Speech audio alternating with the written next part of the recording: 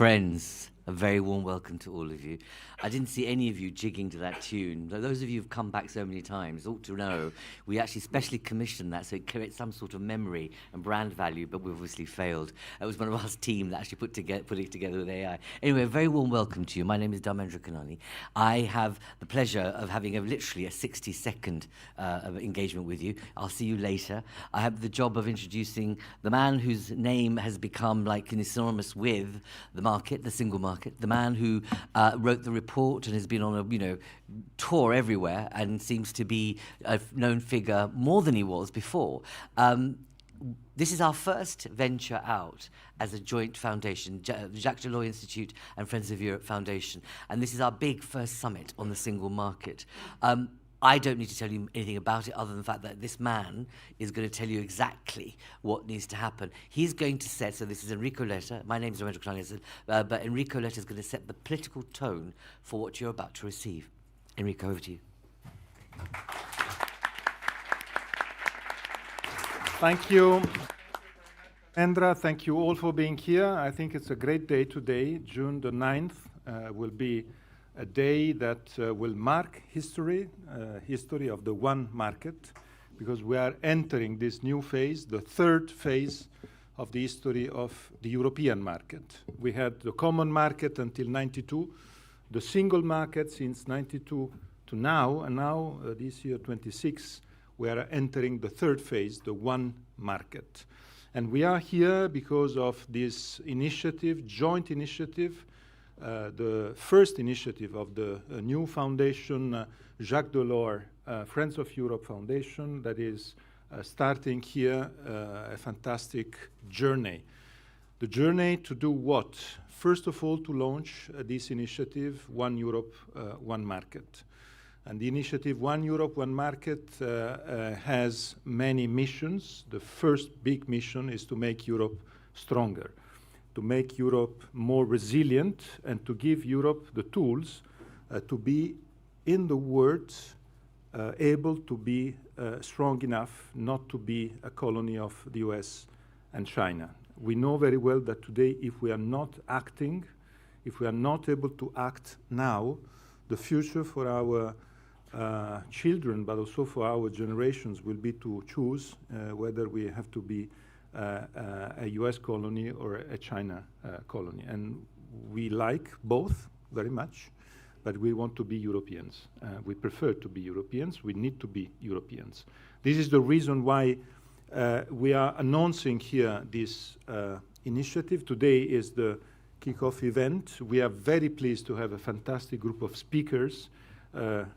Dharmendra will drive during the day in this great day with, at the end of the morning, two great speakers coming from abroad, another one coming from here, because we are very pleased to have the IMF managing director coming from New York and from Washington, here in Brussels, Kristalina Georgieva, and we have the Prime Minister of Belgium. He will conclude the event, Bart de Wever.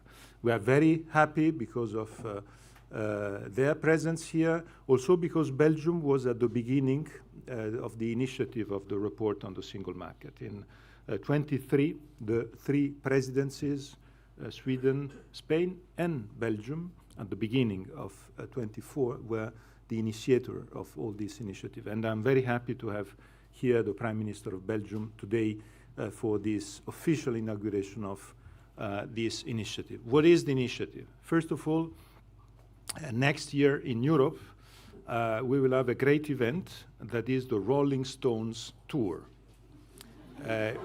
We decided to anticipate them, and we will have the One Europe, One Market tour. And the One Europe, One Market tour will bring people everywhere in big European capitals. This is the starting moment, but we have already some dates in autumn. We will be in Berlin, September 17th. We will be in Paris, December the 8th. We will be in Stockholm, December the 14th. Then we will have other important events in other capitals, in Rome, in Madrid, we will be in Copenhagen, we will be in Bucharest, and we will be in Sofia. I mention these dates because these dates are dates that are already fixed, but if in the audience, here physically, and among the hundreds of people that are connected, there's someone who wants to organize an event of the One Europe, One Market tour in other places, in other capitals, we can discuss it, because it is clear that today, more than ever and more than before, the success of the One Europe, One Market plan, these 42 measures on how to integrate, finally complete the single market and make Europe more resilient, part of the job is here in Brussels with European institutions, but part of the job is in the national capitals. And this is the reason why this tour is a tour to make all the national governments aware and the national environment aware of this fantastic opportunity. And at the same time is the way to, I would say, keep alive the legacy of Jacques Delors. When I started the entire operation of the report on the single market, I met Jacques Delors last time in my life. It was 3 months before he passed away, and his suggestion was to say, do not lock yourself in the Berlaymont to write the report of the single market. And this is what I did, not only in respect of Jacques Delors, but because he was totally right. And for me, it was fantastic to travel 27 countries, and because people are there, people are in the ground, and meeting people was the only way to have the right idea. So full of ideas, the ideas will be the center of the discussion here, but some of these ideas are already part of the 42 measures that the Cyprus Agreement, April 24, I would like to pay tribute to Cyprus presidency for that, because April 24th, they agreed, Council, Parliament, and Commission, with these 42 measures. Some of these measures are measures that are already there. Here, I think is the most iconic, maybe, the most important. We know very well that EU Inc. Is a fundamental game changer of the entire operation. We know very well that I am very much linked to the original name, the 28 regime. But we know very well that there will be a 28 member state one day in Europe, and we hope very soon. So it was impossible to name, I would say, with the idea of the 28 virtual state. So EU Inc. Is the one of the proposals. We will have a panel this morning discussing about it. I would like to thank all the protagonists of this morning, all those who will be here bringing the different proposals. Here we are launching a platform. The platform based on the initiative of Friends of Europe Jacques Delors Foundation. I would like to thank all the protagonists and all those who are making possible the success of this with our, I would say, enthusiasm, passion. We are all citizens of Europe. We are not institutions here. There's plenty of institutions that are represented here, and I'm very happy to thank them all, but we are citizens trying to launch an initiative to change Europe. And this is why this initiative is so important. I'm very happy to have here plenty of representatives of institutions and of representative also of on the ground. This initiative, EU Inc., started in the Netherlands. It's the Dutch Association of Start-uppers that launched this initiative, and Lucian Burm will be with us in the discussion. And I would be more than happy also to say that many other initiatives are starting. I just come back from Sofia in Bulgaria, and we had the Sofia initiative that started last week. Sofia initiative that is the way to launch at national level, and we'd like to thank Monica Stanisheva, who is here for this link. It's very important because we want to have all the member states involved, and the potential of this work is absolutely fantastic. This platform is for all of you, and we are so pleased to have also today the new president of the European Roundtable, Jonathan Simmons, will be with us. It's another great opportunity to work together. So without any further ado, I think we have now to start. We have to enter into the different details. It will be a fantastic morning. We are really many people here with the goodwill to change Europe for the better. I would like to end up with just one message. That is an optimistic message, but at the same time a message of wake-up call. Now or never.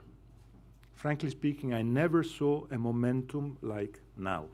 But I saw also, if we are not able to take this momentum, si on rate ce moment, c'est le déclin. I think we have to be very clear with that. I'm fully optimistic on the future of Europe if we take this momentum. And so we are here to clearly say we want to take this momentum, we want to wake up, and we want to be successful as Europeans. Thank you very much.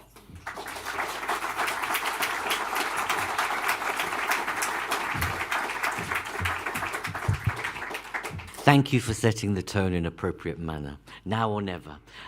Colleagues, we have one Europe, one market in three. And the first section, we have three, if you like, discussion points. And the first session, Niels, where are you? Please, my friend. Niels is going to moderate this first session. He's also from the Jacques Delors Friends of Europe Foundation. Niels, please take the floor. I won't steal your thunder, and you can ask speakers, please do. Yeah. You can introduce it. Rather than perfect.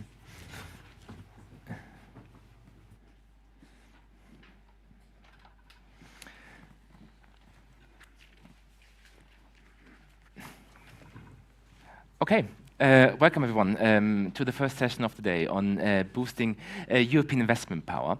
I have to say I'm very excited about this discussion. First of all, I think the Savings and Investment Union is one of the most interesting elements of the One Europe, One Market agenda. The economic case is well rehearsed. European capital markets are quite shallow. Most Europeans save a lot, but they hold about a third of the savings in cash and deposits, compared to only, I think, 10 to 15% in the US. That means that European capital markets are thinner than they need to be.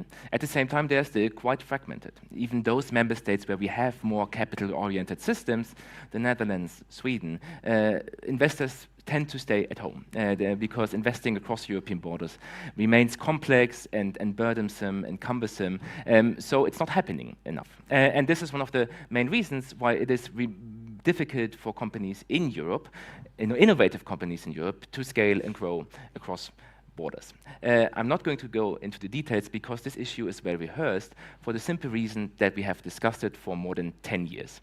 The Capital Markets Union first entered the stage since 2016, and not much has happened there ever since. So I think it's one of the areas where you could become quite cynical, and people tend to be quite cynical, that movement is at all possible in the end. But I think it's also one area where we've seen some things happening, right? The European Commission made a proposal last year on market supervision and integration that included a lot of technical details, but also something like more common European supervision of capital markets, which is a big step forward. Now, only 2 weeks ago, the 6 largest economies in the EU have, with some caveats, thrown their political weight behind this Commission proposal. That included Germany, which I'm coming from Berlin, and I have to say, I was positively surprised that it was possible. Only 2 years ago, I think it would have not, I wouldn't have expected to Germany to do this. So I think it's an area that is important, that has been stuck for quite some time, but where we see now movement. And I would like to discuss today, based on these 2 things. First, how do we make sure that this movement actually translates into progress? How do we make sure that now we see a couple of initiatives that are on the table to be negotiated and finished, and what are the roadblocks still ahead? And then second, is it enough? Given that what we're discussing now, sometimes it can be the case that you fool yourself into thinking because something is politically hard, it's also economically important, and that's not always the case, right? So the question is, what do we still need to do in order to really boost investments across the EU? So, topically exciting, and we have the best lineup of speakers to actually discuss these issues. First, we have Ms. Fritzi Köhler-Geib, who is member of the executive board of the Bundesbank. Before that, she had positions in many international organizations. She was chief economist at the KfW, so she really knows the ins and outs of this debate. We're very happy to have you here. Then we have Stéphane Sorel, who is Deputy Prime Representative at the European Investment Bank. He's here to step in for Ms. Vigliotti, who unfortunately, she's in the program but couldn't make it today because she's on a mission.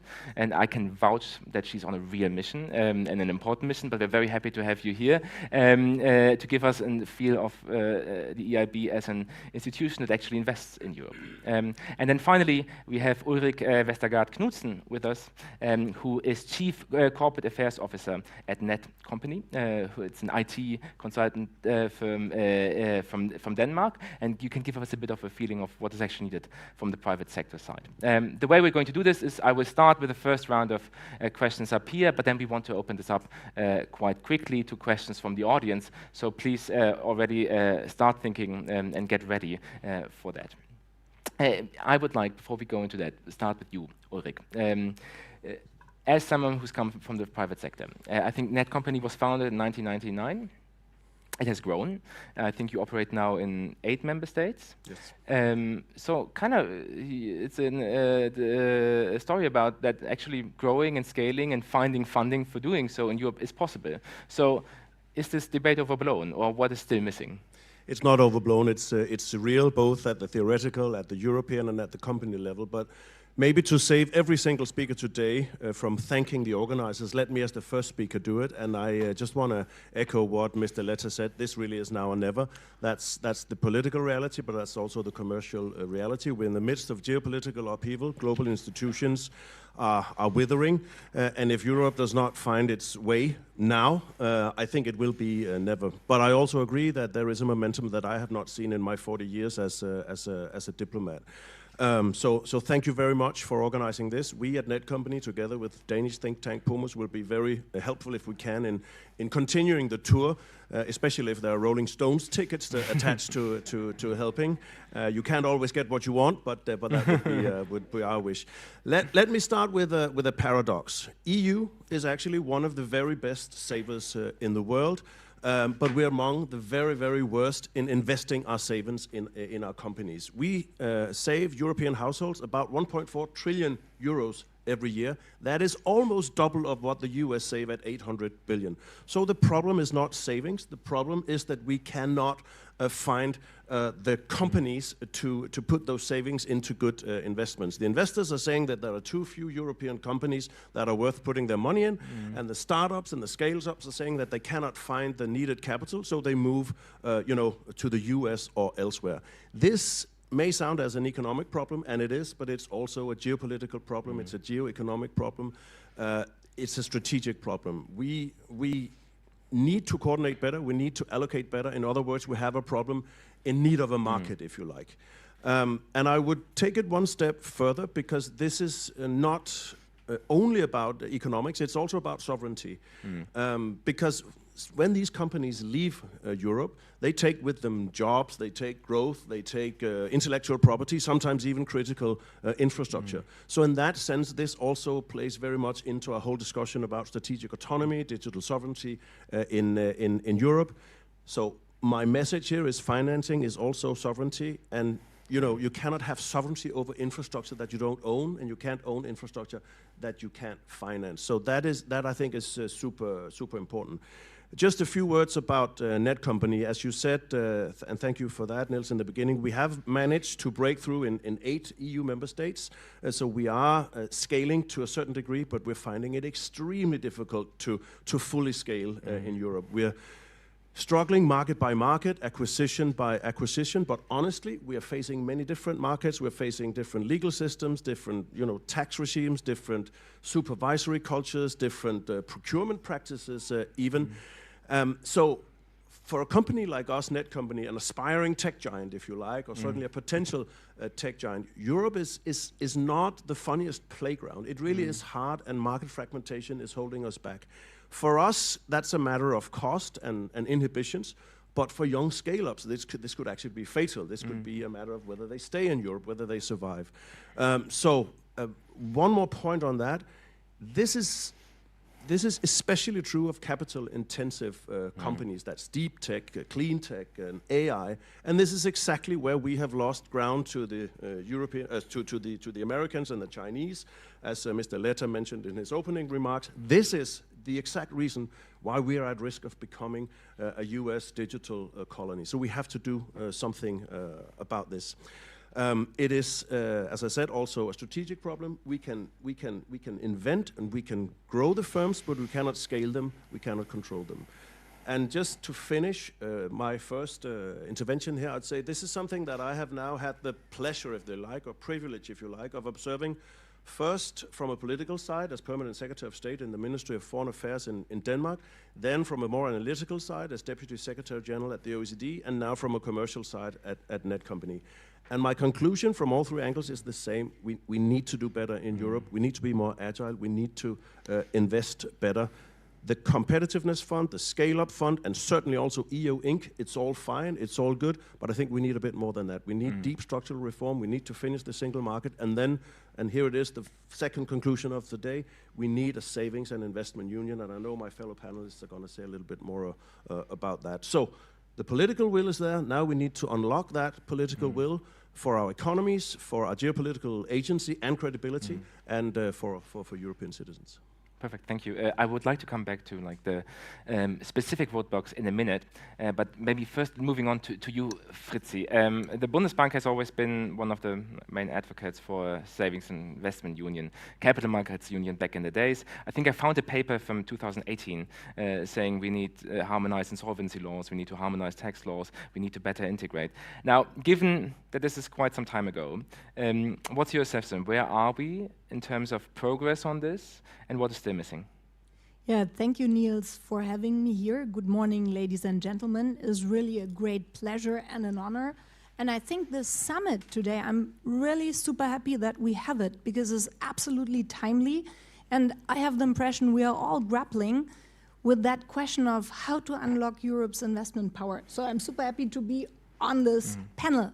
This topic reminds me of a contract that I have recently signed for Bundesbank, which is quite an unusual contract for the institution, because 3 of my colleagues developed together with a German startup a technology that can securely protect digital identities and can also withstand attacks from quantum computers.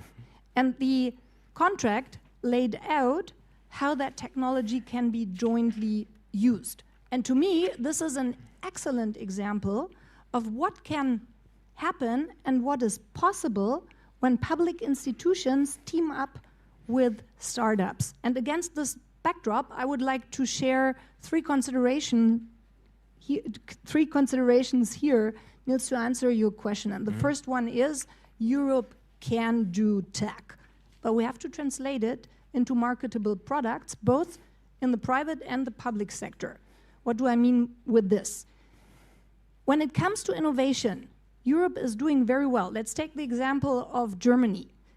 Ranks 7th in the Global Innovation Index when it comes to patent registration application. But you mentioned it already. When it comes to venture capital markets, the US has a 3-time larger venture capital market relative to its economic activity than we have in Germany or in Europe. That is a tangible advantage in financing innovation. And I want to add, and therefore the measures that Enrico Letta proposes are so key. And I want to add the fact that also the public sector can innovate. And I want to mention here that we as Bundesbank, as part of the Euro system, are working on a digital euro, both in a wholesale variant as well as a retail variant, and that can be at the center of a digital payments ecosystem of a lot of innovation. Let me come to the second consideration, and that is that public procurement can play a key role, but that further measures are needed.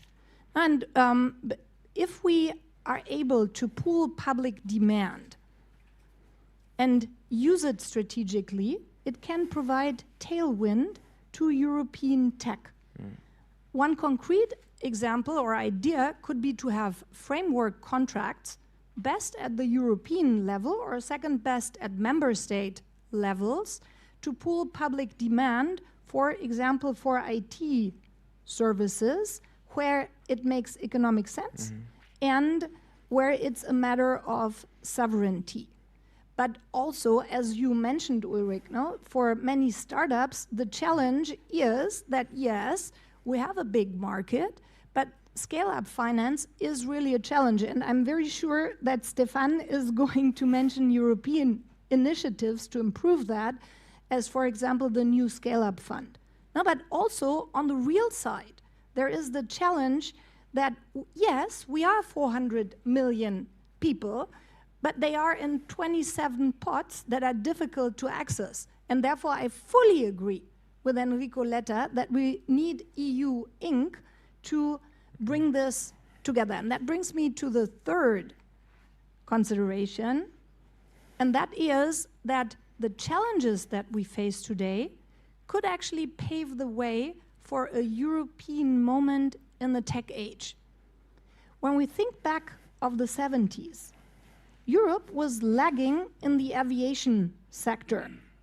And that actually enabled Europe to come up with a pan-European consortium, at the time a French-German consortium, Airbus, and it demonstrates that Europe was able to build a new company, and by the 80s and 90s was able to compete globally in that sphere. And I'm convinced that we can do this in the tech sector today. And why is the tech sector so promising in this regard? Maybe the fact that we do not have the one global player, like a hyperscaler from Europe, is an advantage here.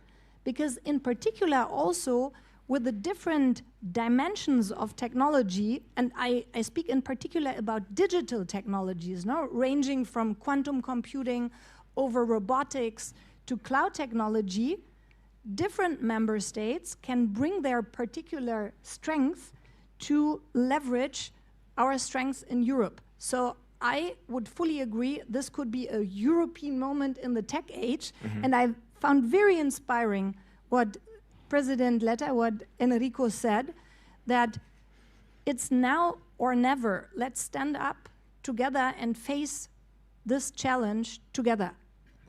Perfect. Can I just one follow-up question, because I think it's fascinating that we're talking about like capital markets union, savings investment union. We end up as public procurement as maybe one of the levers as to create demand and fill some of like the issues that scale-ups face in terms of like uncertainty, right?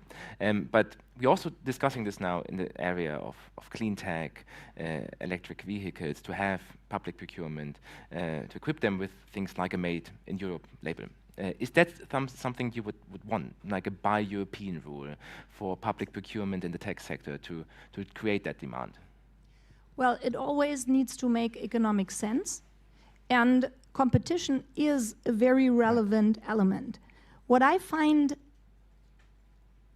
fundamental is that and therefore I think this tech sector is so promising that we have considerations of sovereignty.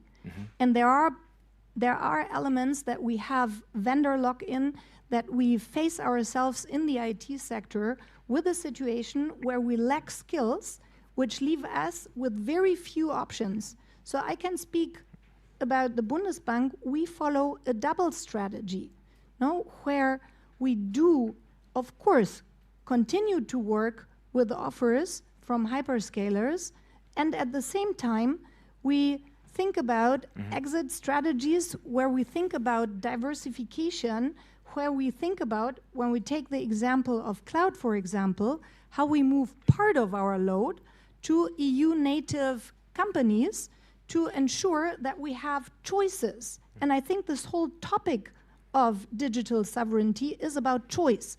And I am also, in my previous life, I worked for a very long time for the IMF and the World Bank, and I have seen time and again that if we move to protection, that rarely really helps. It needs to be that there is a room where products can grow into becoming globally competitive. And I think this is the balance that we need to strike. And I think that public demand can be a tailwind. And I think that this whole consideration about digital sovereignty is a very valid point, because it's also an economically valid point, because we do see extreme price rises in that area, partly because we have too little choice. We have too little choice in Europe because for a very long time we have counted on cooperation. And at the moment, it's the time where we also need to think more strategically on how we can develop our market further and do this with our values of being in favor of competition and fostering innovation in a tech-neutral way, if you wish. Yeah. Perfect. I like the fact that we're already going to these very concrete places, right? Because I think there's one issue with the Savings Investment Union is, of course, there's a timing mismatch, right? On the one hand, we're talking about a very urgent need at the moment now to stop the bleeding of scale-ups to the rest of the world.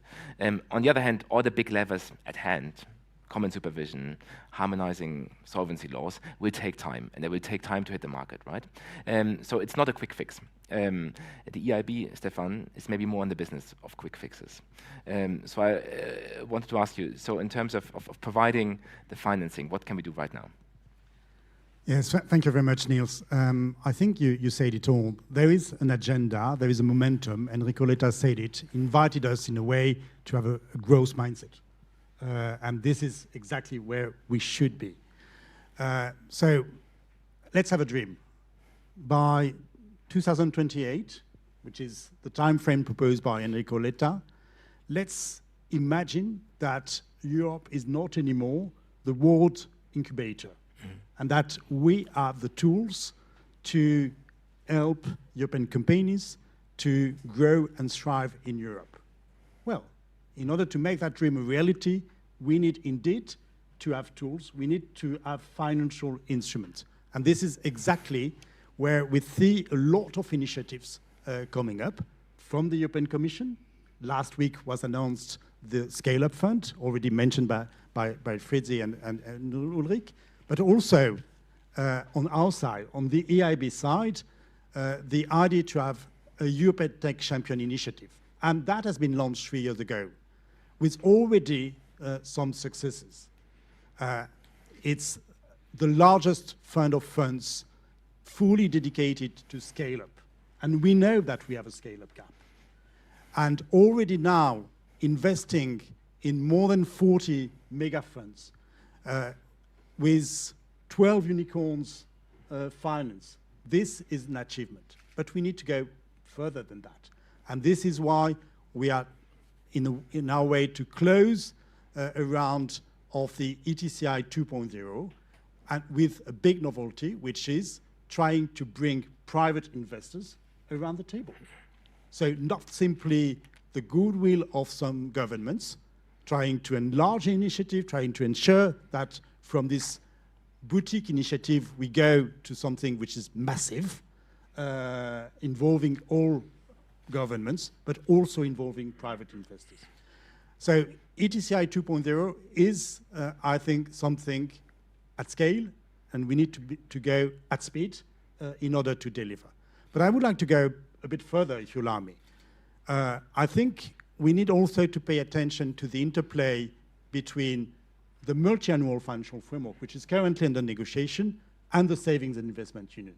Those are possibly the two sides of the same coin if we play properly. That means if we have, and you referred to it, Ulrich, the European Competitiveness Fund, which is also properly designed with financial instrument budgetary guarantees. This is super powerful. Just one figure. With €1 of guarantee from the EU budget, we reached 15 euros of mobilized investment, out of which 70% from private investment. So this is the way it works. So we need to move from a model which was mostly grant-oriented to a model in which we have the tools all along the investment journey to support European companies in all the phases of their development.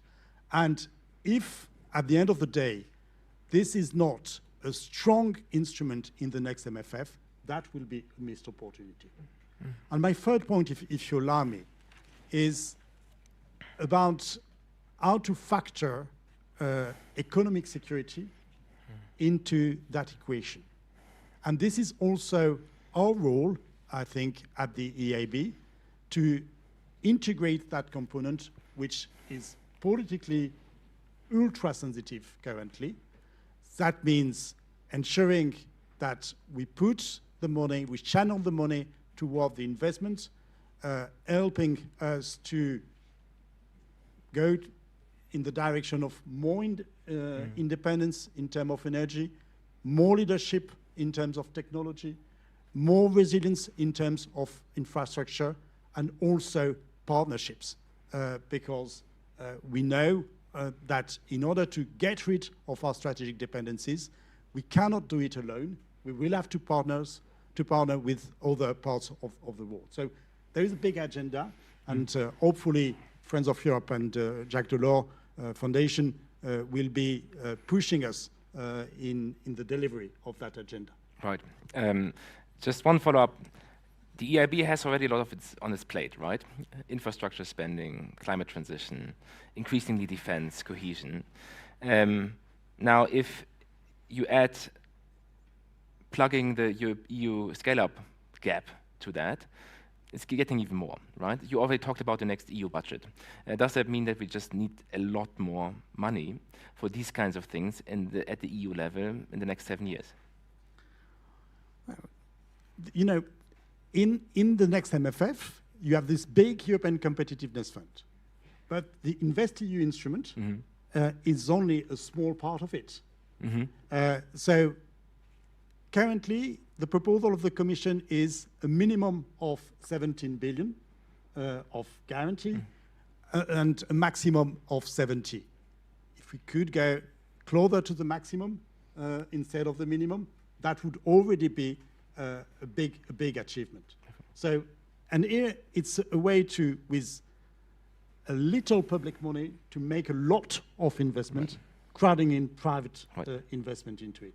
So it's not simply a question of volume, it's a question of channeling properly. Right. But, yes.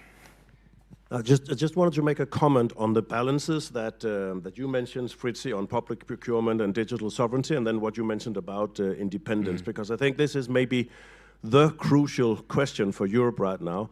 How do we, on the one hand, safeguard our digital sovereignty, make sure that we're a little bit less naive on public procurement than we've been in the past, but at the same time, don't forget that competitiveness and free markets really are the engines of growth. We cannot forget what made us successful in the first place. So that is going to be extremely important. And I agree very much with Fritzi when she says, more than thinking about locking people out or protecting us from the US or China, we should think about how to develop more choices amongst ourselves in Europe, citizens and companies and so on. And that is what is brought by the title of this session, Unlocking Europe's Investment Power. That is actually about making more choices for Europeans, making sure that we have a stronger economy, stronger companies, and that perhaps we can repeat in tech what we did in aviation. So we're in a new global geopolitical upheaval. I think we're finding ourselves in a transactional anarchy. The European Union was not built for that. It was built for institutions. And we have to be less naive. We have to be more raw, Neither China nor US did their tech miracles only by the invisible hand of Adam Smith. China certainly not, but not even the US. There was a lot of state money involved in that, spin-offs from massive Pentagon investments. So if we keep on, foregoing these opportunities in Europe with the EU budget, with unlocking investment, we're going to lose out. So we have to be less naive, but still be competitive and still believe that the European free market can do the trick for us. But then we have to create a truly European single market. Perfect. And of course, right, one of the areas where we see a lot of public spending now is especially defense. And we're not, and so far, doing this particularly well in using all this spending, both in terms of like doing it in the single market and channeling it towards innovation, right? I want to like get in the audience before we just discuss between ourselves. Do we already have a couple of questions? Yes. Christophe Leclerc, I'm a media entrepreneur behind Euractiv, the policy media, and the think tank Europe Media Lab. I love this panel, especially because you apply the general concepts of financial markets, etc., to a sector, tech. And I'd like to draw your attention to a subsector of tech, which is a bit neglected, and to ask a very practical question. Right now, and it was the case already under the Thierry Breton mandate, there is a focus on B2B services, the IT infrastructure, cloud, software, satellite, and of course AI. But at the crossroad of tech and news media, you have the soft side, which is social media platforms. And that is a big challenge economically, but also politically. So here is my question. Right now, you have about 300 startups in this area. Since the return of Trump to the White House, people have understood that it's a necessity. Most of them will die, of course. I'm a survivor from the dot-com era, so I know that. The best ones are good in their seed financing. Next year, they will need scaling up money. And in 2028, they can really have an impact ahead of the election year 2029. So could you, in 6 months, create a fund which is dedicated to social media and news media which wants to invest in social media? Could you do it in 6 months and not in years like usual? I remind you that InvestEU News has been talked about for many years and it has still not been done. This would be a practical demonstration of this one market approach. Thank you. Perfect, thank you. I think this is for you, Stefan, 6 months fund. But maybe we collect another question first. Yeah. Hi, I'm Scott Marcus, among other things. I'm professor at EUI. I've been really surprised that pension funds and insurance have been so much missing. Excuse me. Yes, I've been really surprised that pension funds and insurance have been so much missing from this discussion. I actually did the numbers. Now, if you look at how Silicon Valley was produced, one of the main drivers was an obscure change in U.S. pension law in the 1970s, the ERISA Act, which made it for the first time possible to treat a more diversified portfolio as being consistent with the prudent person rule.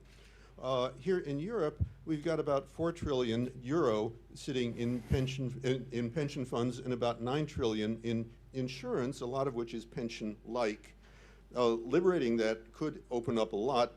In one of my studies for the EUI, I did the numbers. The amount of money going into pre-IPO risk capital today from pension funds and insurance in each case works out to about 1/100th of 1% of their assets. So clearly a greatly expanded role could make a huge difference relative to the disparity in pre-IPO risk capital that we have in Europe.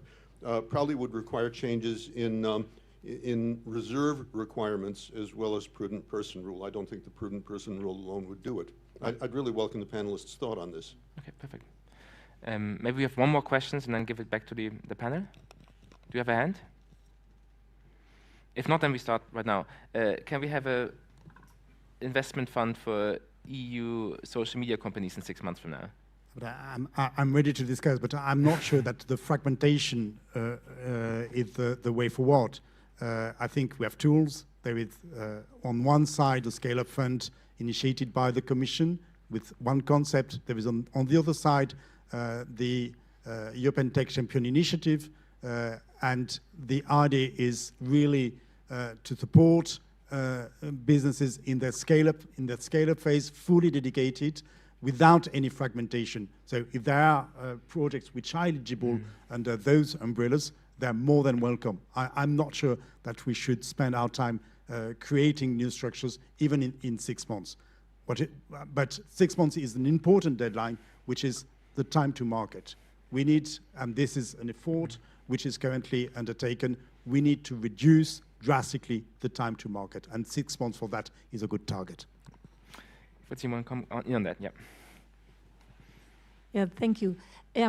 I would like to add a consideration about the development of venture capital markets, because it actually touches on both the questions. And so I do this in my capacity of being responsible also for the research center at the Bundesbank. When we look into the development of venture capital markets, I exchanged with Thomas Hellman, who at Oxford looks at the development of those markets globally. And this happens in stages, no? Because you do have first the rounds of startups that then exit, and then you have them turn into investors. What Thomas Hellman said, that the European venture capital market is on a good way. We had the bad luck of the market just starting in Europe before the dot-com bust. We already heard about this. And afterwards, the development was relatively slow. But what Thomas Hellman did confirm is that the development actually is pretty good these days, and that it is similar to other markets that are already further developed. And that strategy of a combination of mobilizing local funding and allowing international funding is actually promising.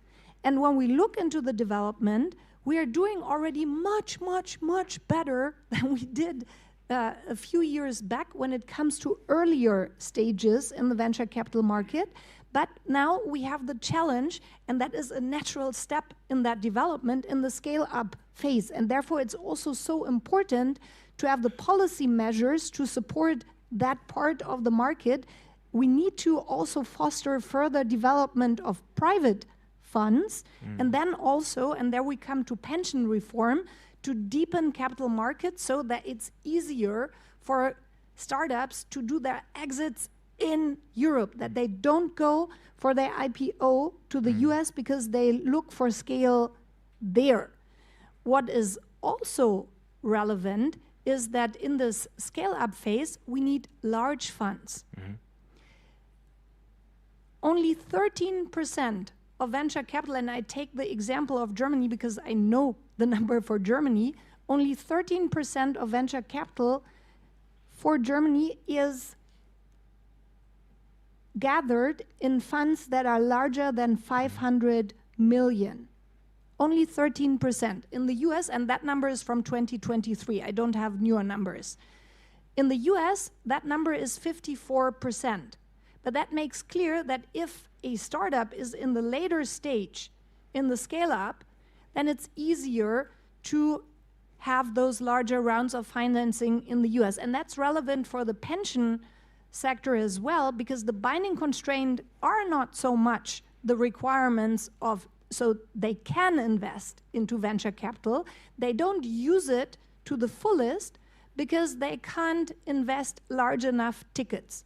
So the policy action to actually ensure that we have enough, large enough funds is excellent. And I think Stefan's argument in that sense is absolutely correct, that it's better to have fewer larger funds that can actually provide that scale-up financing than to fragment that so much. And I think this is really important that we take this consideration in mind. That doesn't mean that we don't have to do additional policy measures to foster market development further, but it's also important that we keep in mind that we are putting a lot of impulse in the market, and we also need to leave it some time to show its effects. But isn't then the one policy lever just on that pension reform? Because we still have like a largely pay-as-you-go system in most EU member states. It's one of the issues where you can, it's very hard to do anything from the EU level, because this is squarely in the hand of the competences of the member states. And we have like a pension reform discussion now in Germany, I mean, for me, that's one of the areas where like really member states need to deliver. Thanks for bringing that up, Niels, and I fully agree. No, we do need to move more from pay-as-you-go systems to capital-funded systems. And I think this is large on the agenda, but this is true as soon as real interest rates are higher than population growth. In those cases, it becomes, and this is just from a theoretical perspective, it is the right thing to do to move to a capital-funded system, because actually it does serve the population, the people, much better. Yeah, just my brief 10 cents. I don't know if we can have that investment fund in 6 months, but I think you're pointing to a question that's extremely important, the nexus between tech and social media. I was just reading on the plane yesterday that the attention span of young people in Europe is now down to 6 seconds. In all likelihood, it's still twice as good as the current American president's attention span, but we can do better in Europe. I should have asked whether we're under Chatham House rules, but before I said that. We are. But I think it's important. 6 months would be a worthy goal. On the pension fund, and a slightly more serious note maybe, I think this discussion has started, and I followed it, of course, especially closely in my home country, Denmark, where some pension funds have now been saying, all right, if we have a US investment and a European investment where we're not quite sure which one to go with, maybe now is the time to go with a European one. Then there has been some slight political pressure on some of the pension funds that are not under government control to do more, which has then opened up the question, so you want us to do suboptimal investments in Europe when we believe in American investments, and then our retired nurses or workers or wherever will have to pay for that. So there's an ethical discussion that comes with this. Are we willing to give up a little bit of return, likely return, I guess you should call it, in order to support Europe? My answer would be yes, but I do understand why the question is a valid one. Do we have additional questions from the audience? Yes, please.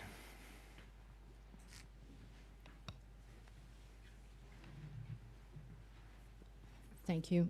Good morning. My name is Bridget Cosgrave, and I represent Soprasteria Group. We are the ultimate European scale-up, having grown from 0 in 1968 to 6 billion euros of revenue, 53,000 employees across 30 countries, and no operations in the US. I give an illustration in a personal capacity. For 6 years, I was on the board of a Swedish company that was publicly quoted in Sweden. And that company had been operating for 12 years, every year profitable from day one. And the market it operated in was a duopoly, a global duopoly, and its major competitor was a US company based in Florida. The US company never made profits, and the market capitalization of the US company was almost a factor of 4 to 6 times the valuation of the Swedish company, depending on the vagaries of the market. So the observation that you make in terms of the pension fund investments by European pension funds and their choice whether they stay in Europe or they invest globally is extremely valid. My question is, everybody in this room, we've all been in Brussels a long time, myself 25 years, and I'm a committed European, but the economic malaise is terrible. It's really horrible. And for our children, do we want our children to stay here? It's really grave. Now, what is the sticking problem? Okay, is it Germany? Is it Mr. Merz? Do we collectively, do all European citizens have to send a message to the Chancellor of Germany to say, take out the finger? I'm sorry, I'm being blunt, okay? But really, there was a reflection currently on how to mobilize European citizenry. I think we have to be much more direct. Policy measures, the implementation leg, everything that has been evoked by this panel is all extremely valid. But the 6-second attention span of my 17-year-old grandson in Bordeaux, okay, but do I have to get him to use that 6 seconds to send a message to President Macron, he will not send it to Macron because Macron is already a lame duck.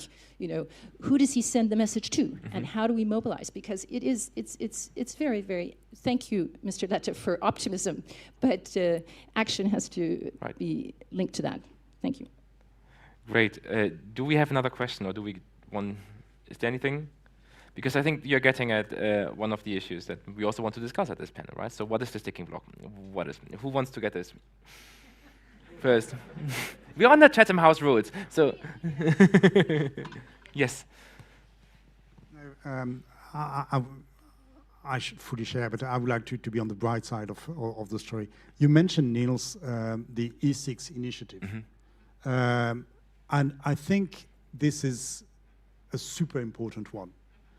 To have the big member states saying, we meet 1 every 2 weeks in order to move the agenda forward. So if we combine what Enrico Letta said about, yes, there is now an agenda which is set up. Let's do things by the end of 2027. Plus this political will expressed by those six member states. And we should not see that as a way to fragment the decision-making process, but as an incentive in order to speed up, to try to tackle the bottlenecks. And we know where are those bottlenecks. And we know how difficult it is. You mentioned that we've been talking about that for 10 years now. But over the past 10 years, how many initiatives of this kind have we seen? Known, I think. This is the first one. So let's try to use that momentum and to push beyond that. I will not ask my 2 daughters to send a snap to anybody to support the E6, but I think it deserves. Yeah, I would be on a brighter side for the following reason. Having worked in very many different countries, it is also a fact that if there is an urgency and a real challenge, things become possible that before were not possible. And I would really invite ourselves to also stick with our compass. And to me, I was recently with my family in Siena, in Tuscany, and in the town hall, there is a fantastic fresco from the 14th century. It really struck me in the middle of my heart because it's an allegory about good government and what it leads to, and bad government and what it leads to. And good government in that fresco from the 14th century is demonstrated to lead to peace, to well-being and prosperity, and bad government leading to poverty, violence and death. And you know, this is a very dramatic message in that fresco from the 14th century, Ambrogio Lorenzetti. At the same time, I think this is also very true because it is important to stick to those principles that we have in Europe. And yes, that is very challenging in the environment that we are in with those geopolitical tectonic shifts. And at the same time, coming up with concrete measures of dealing with the environment in which we are. And that's why I think it's so relevant at this point to be very concrete. How are we taking up those challenges? Can then allow us to stick to our strengths with our compass along the lines that we've already known as humanity in the 14th century. I will see if I can be even more optimistic than you, Fritzi, because I think part of the answer to your question is that we need to believe in ourselves in Europe a bit more. As I said in the beginning, I totally agree with Mr. Letta that we have momentum now. There is political will, and maybe there is a dawning optimism here. That wasn't the case 2 or 3 years ago, so I started in my time at the OECD, where we had a lot of statistics to gather what then ended up as being sort of 10 mood-enhancing facts, or mood pills, if you like, or we sometimes talk about the terrible 10. These are the terrific 10. So as a further platform for optimism, these are 10 factual comparisons between being a European citizen and a US citizen already today in June 26. 1, we live longer. 2, we work less. 3, we are happier. It's self-measured, so it could be self-defeat, but it's the only way we know how to measure it. 4, we emit less CO2 per capita. 5, we have better access to universal health. 6, we have less crime in our streets. 7, we have more freedom of press. 8, we live in societies that are in general more trustful. 9, at least for the ones who are not French, we are less indebted. And 10, on average, as this panel has clearly shown, we are better educated. Very nice.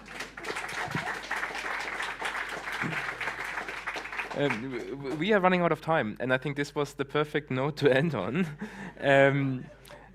I'm quite happy in how this went. I think for 3 reasons. I think that we all agree on the diagnosis is quite clear. The second is I think I was surprised that we talked a lot about very concrete initiatives in terms of scale-up financing, public demand, and not so much about the big questions of that have been stuck for years, harmonizing tax law, insolvency law, all these things. And third, I think we're also getting towards some methods, right? We have the example of the E6. Member states pushing forward. So if you want to send a TikTok message, then send it to Lars Klingbeil on the Savings Investment Union, and maybe send it to some of the smaller member states in Brussels as well to get a bit more relaxed about 6 member states doing something before they all meet in Brussels. But I think there is a method here, right? And trying to take initiative, pushing things forward, and member states also taking up the responsibility. And we have some optimism. That's also very nice. So thank you all very much for this discussion. And I think we now have a coffee break, right? Yes, okay, then upstairs. Thank you so much. Thank you. It was great.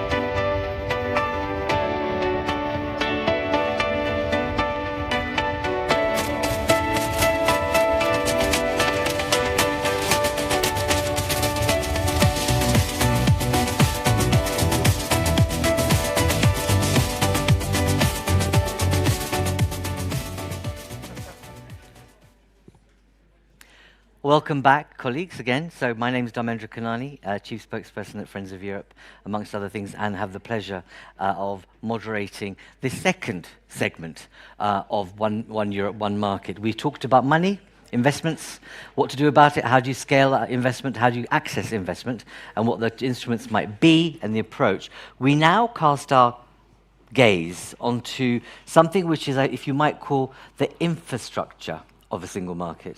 That's my wording, i.e. how you create the plumbing to enable the market to operate. One such example of that, Enrico spoke about it this morning, is the 28th regime, or people are calling it EU Inc. For obvious reasons, you can't call it the 28th regime because you might get another 28th government, obviously, as Enrico said. So you've got a set of proposals there which are intended to make life easier for business, community, commerce more generally, and the free mobility of capital and a deeper integration of the union in various ways. To discuss this, we have a fantastic panel in front of you. What we've tried to do is curate this conversation by making sure we've got the top legal honcho in town, and that's Alberto. He's at your 7th month. His 7th month in the job. You can imagine being the Director General of Legal at the European Union. It's the most hated and loved job you could possibly imagine, right? Every day someone will be throwing something at you. Every other day someone will be hugging you because you've accepted their thoughts or given positive advice.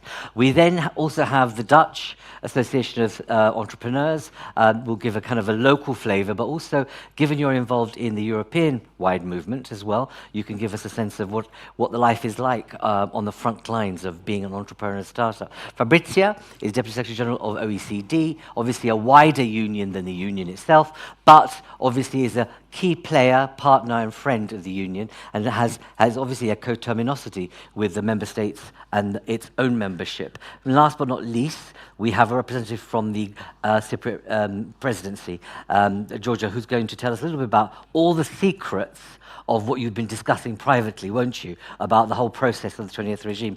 I'm going to start with you, Alberto, if I may. It's a real pleasure to have you here, because it's very, I don't think we've ever had the Director General of Legal in the House, so welcome. Tell us, what's your, I mean, when you probably had, the file came on your desk, you probably thought, oh my God, this is probably the most difficult thing I could possibly be doing as I inherit this role. Tell us a little bit about the regime. The kind of, I suppose there's a culture issue, the culture of a framework that creates this kind of mobility of labor, goods, services, capital, etc. But in terms of the actual framing, the practice of the framing of the 20th regime, tell us a little bit more about its doability and where we're at with it. Good morning to everyone. First, thanks to Enrico Letta for the organization and for the invitation, and thanks to you, Dimendra, for the very nice introductory words. So, dear all, let me address you some very general words on the main objectives and the framing of the 28th EU Inc. regime. And I would like to speak about 4 or 5 main objectives. I will not go to the nitty-gritty. I don't have time. I will not do it. Probably we will discuss later on. I would like to speak about the first big objective, benefit, which is that what we are doing here is to establish a single rule book. And this is very important.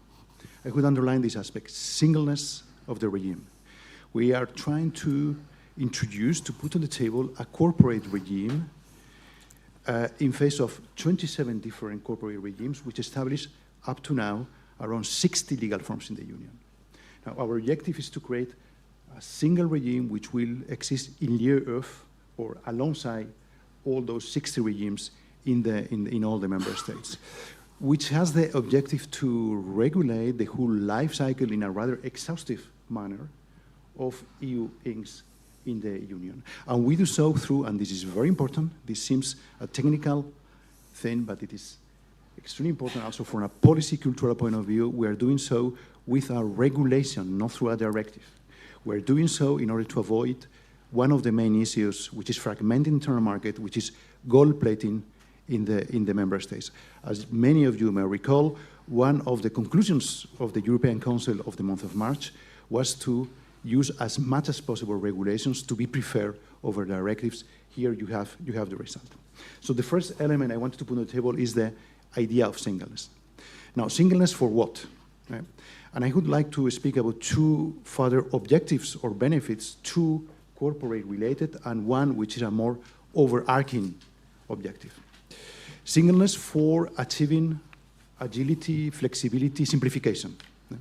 What you have in the EU Inc. 28 regime proposal is characterized by the idea of agility in the day-to-day life of companies, agility in the formation, in the establishment, in the incorporation, 48 hours, 100 euros cost. Agility in the way they are going to function through a principle of digitalization. Agility through the once-only principle, meaning that the core information which is transferred at the incorporation should be valid throughout the whole life of the company and should be trickled down different registers, including beneficial ownership registries and tax registries. First corporate objective is then agility and flexibility. And the second one is the attraction of finance and of talent. This is also a very important paramount objective of the proposal. How? 2-3 words on this. There is an overarching principle in the proposal, which is the freedom and the free transferability of shares, the possibility to create companies with a zero capital, and the possibility to issue shares at below par value. This is fundamental. Now I go to the overarching, more in the big picture, connecting to the Letta report objective of this proposal. I would say the objective is to facilitate companies, most notably innovative companies, to scale up and to grow. This is quite fundamental, so as to increase competitiveness and the completion of the internal market. The objective is scale up, not only to permit companies to operate throughout the borders of the Union, cross-border operation. It's not only to allow an Italian company to operate throughout the Union, but it's also to facilitate or to achieve the objective that the Italian company is not living to Silicon Valley. This is very important also. And this leads me to an overarching ultimate objective of this proposal, which is one of the building blocks of the agenda of European independence. If you follow the speeches of the President, if you follow the political guidelines of the President of the Commission, you will see a word which is a red thread, which is independence, independence, independence. Now, to manage a single regime which achieves the scale-up and growth of companies, which achieves companies to stay in Europe, is fundamental for our objective of independence of the Union. Final remark I would like to do, which is a regulatory one. This is not a silver bullet. And I'm sure we will have a discussion now on how doable these objectives are. I should say that the 28th regime has to be put against the background and the context of a much wider regulatory effort of the Union in a holistic manner. It is complementary with the Savings and Investments Union. You discussed about that 1 hour ago. It is complementary to the business wallet. It should be complementary to an additional endeavor, probably to come, which is the single contract law regime of the Union. And certainly it could be complementary and should be put against the background with a further harmonization when it comes to tax and labor. I will leave it by here. Thank you. Excellent, thank you. You've got your job cut out for you, clearly, and you obviously, it will be interesting. I think people, I'm not going to preempt people's questions about the speed issue versus good governance, and also there's a sense of the timeliness, because you're quite right in suggesting that you're going for a regulation rather than directive, which obviously will obviate this need for copper, it's often copper, rather than gold plating of certain processes. But thank you very much. I'm going to quickly dash over to Lucien, if I may, if you want to take the mic. Lucien, you represent a very significant association of entrepreneurs. You've been an entrepreneur yourself. What's your reaction to what you've heard? But more precisely, share with us what some of the kind of key concerns are for you and your members around being able to get it started and get it scaled up. Yeah, so I think my first initial response to that is like, are we taking it serious enough, right? We're startups, so we're quite ambitious. I'm quite convinced that startups are the strategy for, you could say, fixing Europe or getting Europe back on track, or maybe even better, let Europe become a global superpower again. Startups are the strategy. They are the only type of company that can scale fast enough, big enough to make that happen. We have no trillion-euro companies in Europe, and we are the only candidates that can do that. So sorry for being bold here, but that's it. It needs to come from here. So the next step in my logic is always like almost everything depends on the internal market. Like the bigger the size of the internal market, almost everything is a function of that. It will create like higher potential for companies. It creates more competition, so the best will sort of come up. Those best will get like higher valuations, they will get bigger investments, and that will lead to bigger funds, so everything sort of follows it. That's quite important. So that's why that EU Inc.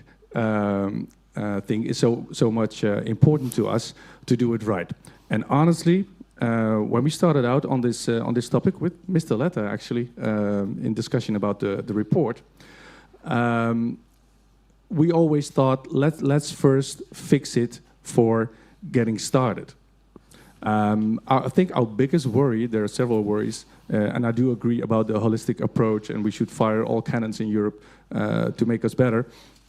But we are sometimes worried it's everything for everyone. Right? See, we would have loved to start off with let's fix investment for startups first. That will drive a lot of other things to follow. And if you talk from a market perspective, if I talk to our startups and scale-ups, there are not many going to flip from their current structure to a EU Inc. structure yet. So even what we have now is probably not even good enough, right? So we need to raise that bar as well.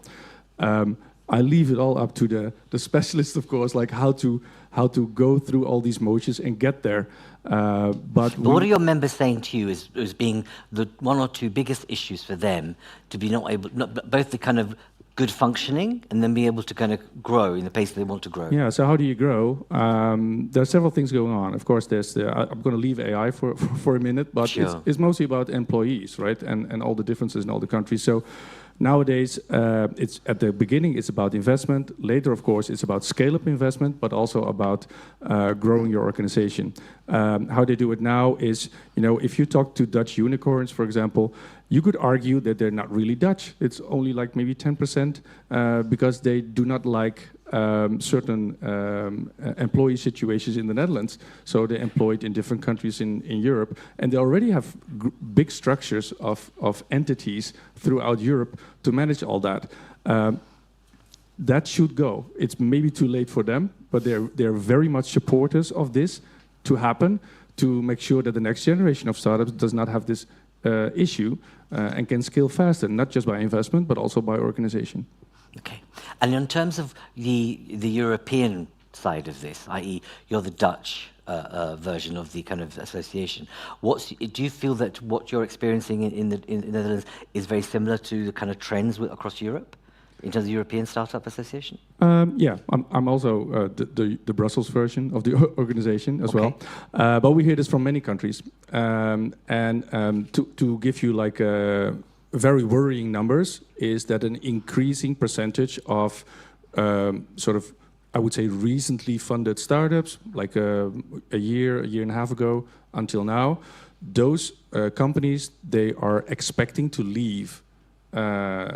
And the percentage went up from 36 or 34 to 47. So that's almost half. That's numbers from the Netherlands. We know from some other countries the same. Because it doesn't it's say better it's going to somewhere happen. else. Okay, right. We're in a hurry. Okay. That's the point. I see. Okay, great. Thank you. We'll come back to the conversation. Fabrizio, thank you very much for being with us. You've been doing a lot of survey work yourself at OECD. What's your sense of how this 20th regime will have an impact on what is regarded as a bulwark of the economy, SMEs? SMEs are, the largest facet. They need to be successfully deployed and supported. Over to you. Thank you. Thank you very much. Good morning to you all, and thank you for the invitation. It's a pleasure and an honor to be here. Now, allow me to start saying that the OECD, in its 2025 economic survey of the European Union and the Euro area, has included an explicit recommendation to establish a common EU business law regime, the 28th regime. So for us, the direction is right. There is evidence that supports that. And Yes, I mean, our analytical work to some extent helps answer your question on the extent to which we should expect this new proposal to deliver. And we have just completed a very interesting empirical studies on which startups achieve scale. This compares EU and US startups that have been operating in 25 years, from the year 2000 to the year 2025. And the findings are pretty interesting. The most important finding of this study, the most important finding of this study for this conversation is that the EU does not have an innovation gap. The EU has only an innovation deficit. The EU has a scaling deficit. This is the issue, and that's why this proposal is so important. Now, in this comparative analysis, EU-US, it emerges that EU and US startups generate comparable levels of innovative activities. EU firms take regularly, systematically longer to move from first patent filing to commercial scale. That's the issue. The bottleneck here is the translation of innovation, the translation of invention to growth. And there are three structural causes that explain this bottleneck. The first one is a late stage financing gap. This speaks a lot to what we've been discussing, in the first panel. Early stage funding in the EU is broadly comparable to the US. There is not a big difference there at the early stage. When the gap starts to open is at later stages when companies need larger coordinated funding rounds. The European capital markets simply cannot mobilize at the same scale or at the same speed at which the US capital market does. The second structural cause is market fragmentation, and I mean, we've been already talking about that, but US scale-ups expand into one market. EU scale-ups have to, EU companies to scale up have to embark in cross-border acquisition and face the complexity and the cost of 27 of a fragmented internal market. The third structural cause is regulatory and compliance fragmentation, because we know that navigating 27 different systems is costly, and we know that that cost falls disproportionately on the younger and the small firms. So what this proposal gets right quite a lot, I mean, as Alberto was just reminding us, the single EU-wide incorporation procedure, is perfect. It does address the fixed compliance cost issue. The once only principle, it is a concrete and measurable simplification. And to speak to something that I'm more familiar with because of my background in tax, the EU-wide employee stock option framework with taxation deferred at the point of sales removes one of the most frequently quoted barriers to attract talent in the EU. And yet, one important observation, again based on empirical evidence, is that scaling is a cumulative process that is shaped by interactions between finance, between regulation, market access, talent, and ecosystems. So no single policy lever can be sufficient to resolve this problem. The impact of the EU Inc. will be absolutely meaningful, but to be transformative, further constraints need to be addressed based on this analysis. So the first one is market depth. Corporate law simplification, unfortunately, does not create capital. What we need is to actually move forward with the saving and the investment union, as we have just said. Second, tax complexity. We have, again, evidence. There is a very recent studies that the OECD has delivered to the G20 presidency on taxation and business dynamisms that shows that compliance cost and tax complexity remain barriers to entry and to growth that falls disproportionately on young and smaller firms. Third, talent and managerial capability. This again is important because there is evidence that external CFOs, serial founders, advanced founder education are among the strongest predictor of scale-ups. Sure. So this is then another thing. So the answer to your question is it will deliver. It will deliver meaningful results, but to deliver fully, it will need to be complemented by other reforms. Sure. I suppose people will begin to think that actually, when you think about how it needs to be complemented, you get a sense of who's going to be in charge of making this happen. It's not a question for you. And you know, there is going to be an issue about the fact there's multiple ways of cutting this particular thing, if you like. But perhaps the audience may also have a view on this as well. But thank you very much. Just very briefly, anyone else in the OECD doing something like this outside of the EU, like a 28.3, like a EU Inc.? No. Okay, great. That's good to know. So we're pathfinders. We are leaders of the field in this respect, and you heard that from her, she's Secretary General. So it's quite clear that this is a new thing. Cyprus and the presidency. Enrico spoke earlier about the fact that something astonishing happened on the 24th of April, and since then there's been momentum. Share as much as you can on what you're hearing, what you're reading, and the kind of sense of, I suppose, environment for the movement.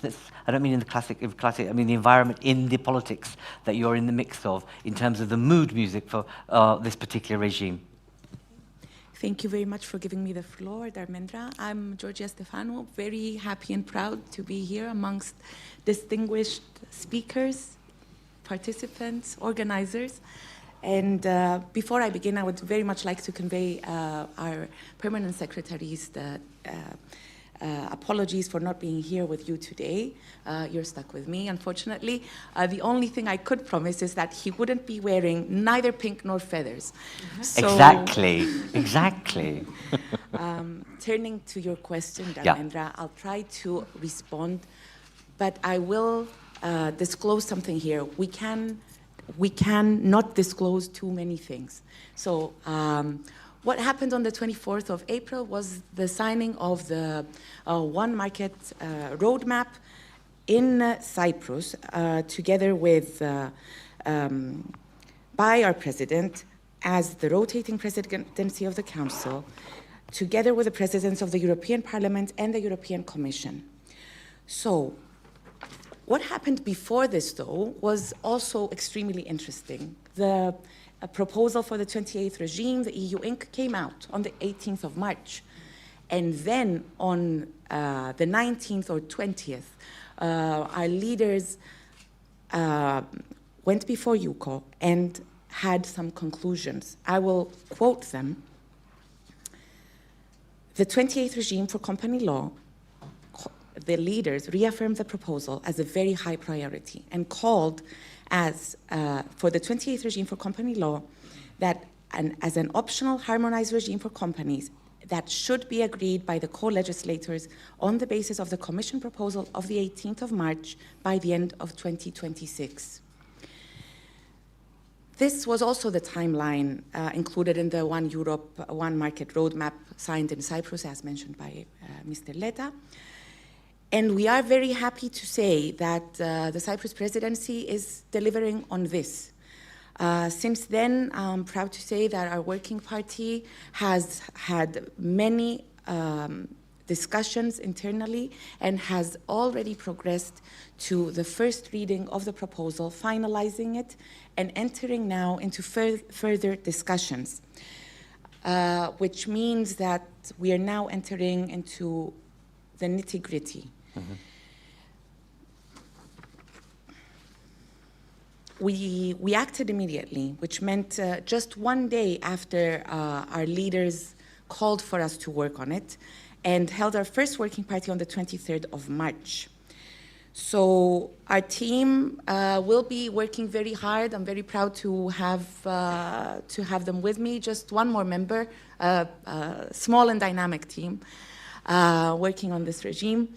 And we will be working hand in hand with our Irish colleagues in a brotherly and sisterly way to start drafting in our very final days of the presidency. The proposal arrived mid-March, and we started our deliberations on the 23rd, which gives us exactly 100 days, counted by the date calculator, to work on this proposal. Mm-hmm. I'm very pleased to say that during these 100 days, we will have conquered a lot of ground and have laid the groundwork for our Irish colleagues to take over and hopefully finalize by the end of the year as our leaders have called on us. And with 15 seconds left, thank you. And so it's been I can tell from the way you are that you're really excited about it. It's been something that it's kind of it's a career achievement type moment, when you're actually being involved in something like this. In terms of the liaison with the Commission, does Alberto get involved in any of these conversations that you're having? Or does it come back by shuttle diplomacy? Not yet. Looking forward to having him with us soon. So you could stop all this, couldn't you? Yeah, okay. Right, so, but that makes my point about making sure there's coherence and connectivity right throughout. But I know we're getting there, but we need to make sure that there aren't any speed bumps along the way, unnecessarily or unexpected. But what you're saying is the mood music is, and the fact that people have said this is a priority and move ahead has been a very positive, clear signal in movement. Yes. Do you want to just comment on that? Yes, no. The mantra you put a question a couple of minutes ago when introducing the intervention of Georgia. Who's in charge of this? The first element I want to say is that we are undergoing the classical legislative procedure in the Union, which actually renders the response to your question very complicated. Meaning we have the co-legislator, and we have the Commission as honest broker among the co-legislator. But probably in this proposal, there is an additional element, which I think is very important. It's one of the few legislative proposals which are being followed and considered by the European Council. Okay. And that's, I think, a very important element, institutional element in the discussion and in the response to your question, who is in charge of this?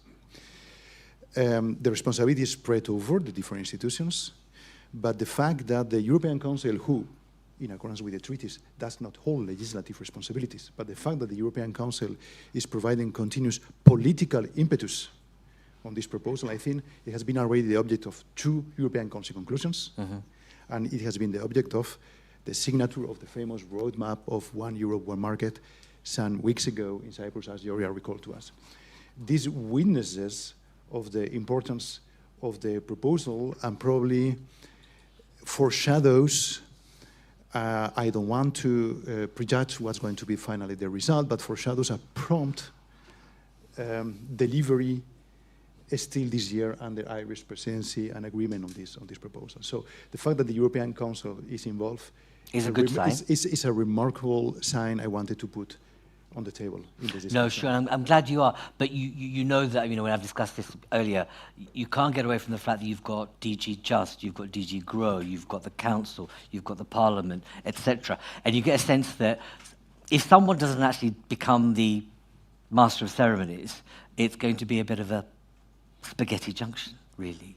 But never mind, I know you can't answer that question.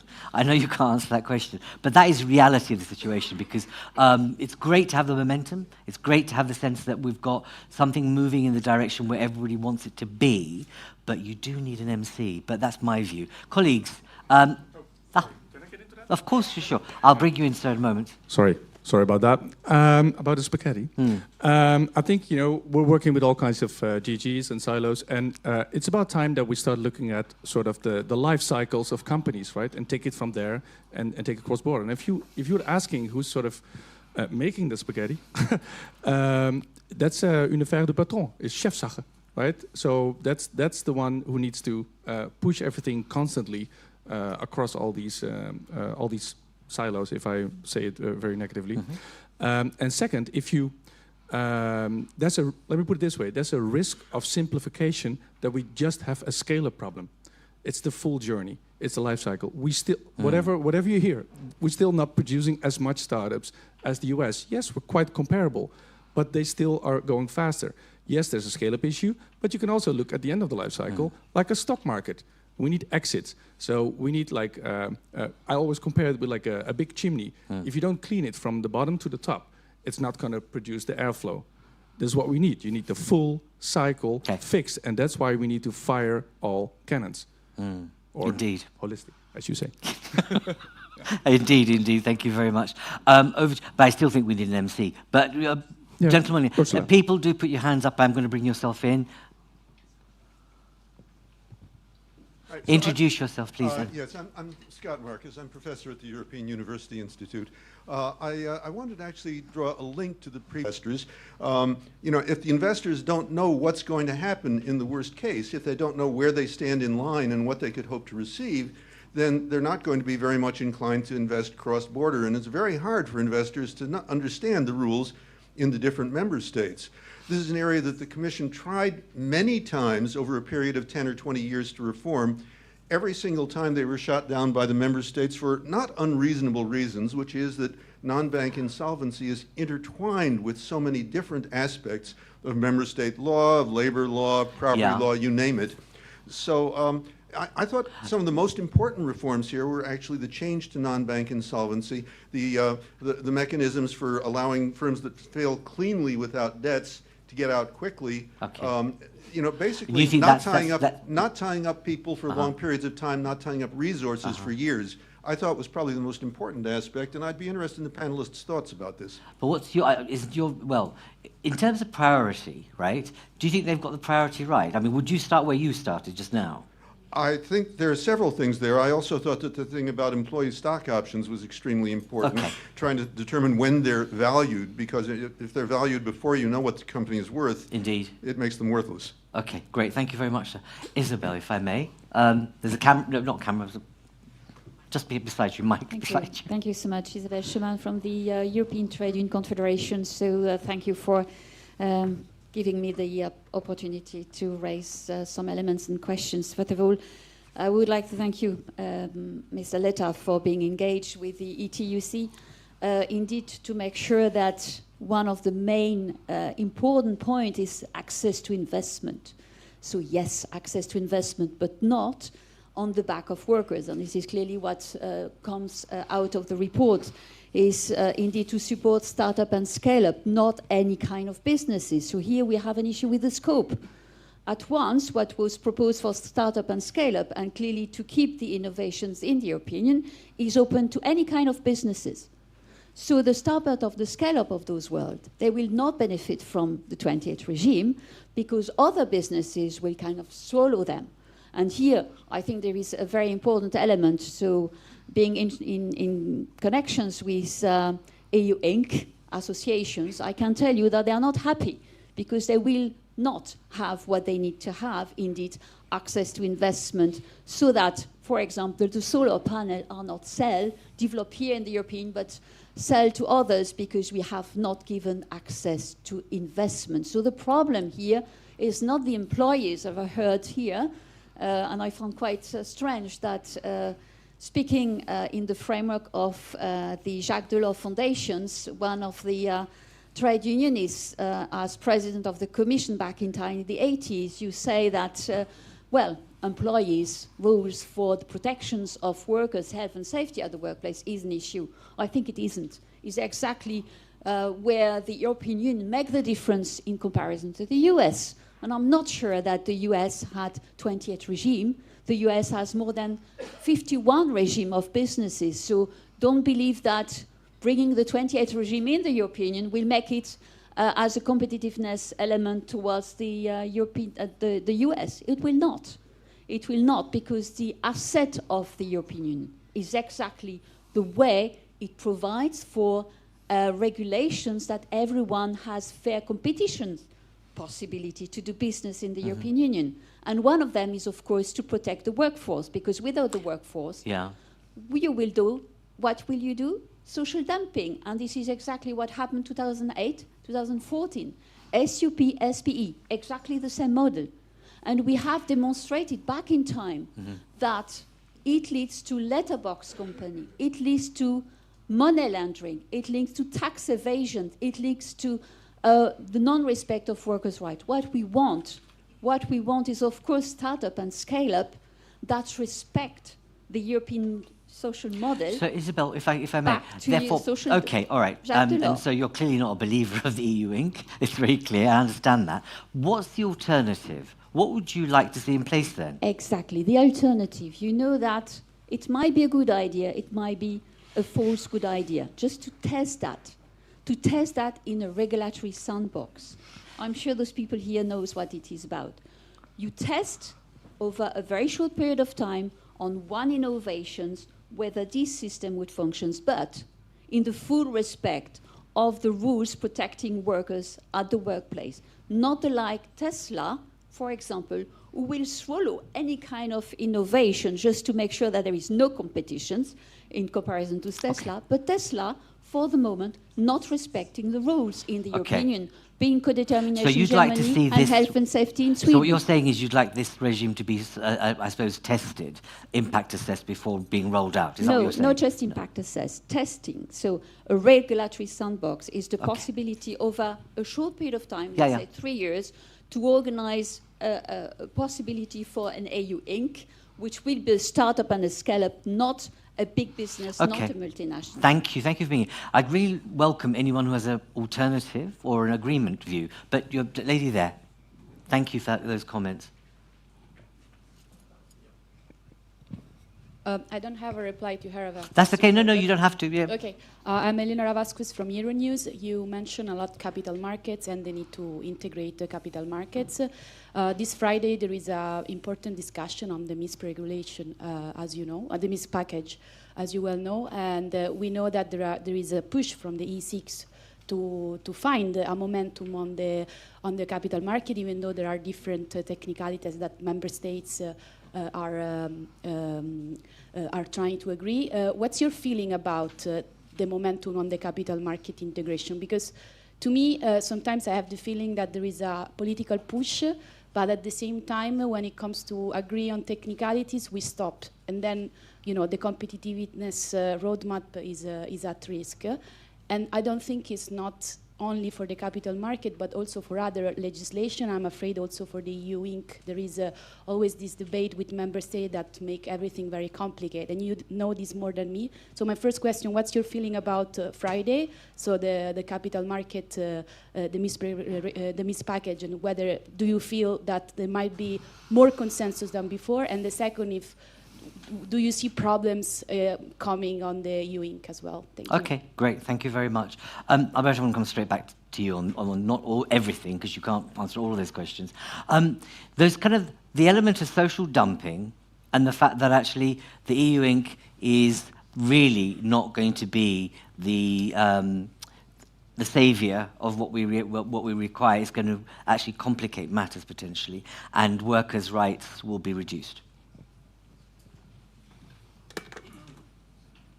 No, thank you for your question, and thank you for the very interesting intervention you had and the very interesting points you made. I would like to probably start with a premise, which is that the proposal of the Commission absolutely recognizes that the intention and nothing in the proposal will affect the labor protection standards which are now in the Union.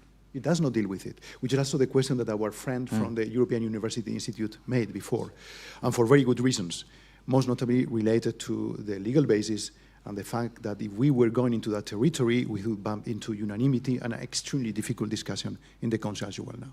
So the first element I want to put on the table is that there is nothing in the proposal affecting the standard levels of protection of labor of member states. Number two, it does not affect either the fact that labor law applicable is the one in accordance with the Rome 1 regulation of the place where labor is taking place, where the work is being deployed. Number two. That's very important. Number three, from this point of view, I have to tell to you that the situation is status quo. I mean, nothing in this proposal is going backwards in the sense of standard of protection of workers by comparison to the existing standards of corporate legislation in the European Union.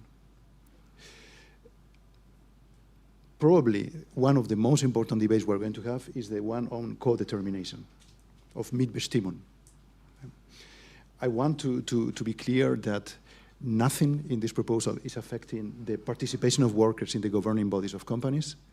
To the contrary, the proposal makes very clear that the existing legislation of the Union, which deals with this issue every time there is a merger or a conversion or a displacement of a company, have to go back to social dialogue to restore or to guarantee that the Mitbestimmung co-determination standards of the place of origin of the company are respected. Okay. So I respectfully disagree with the points which have been made by our friend a couple of minutes ago.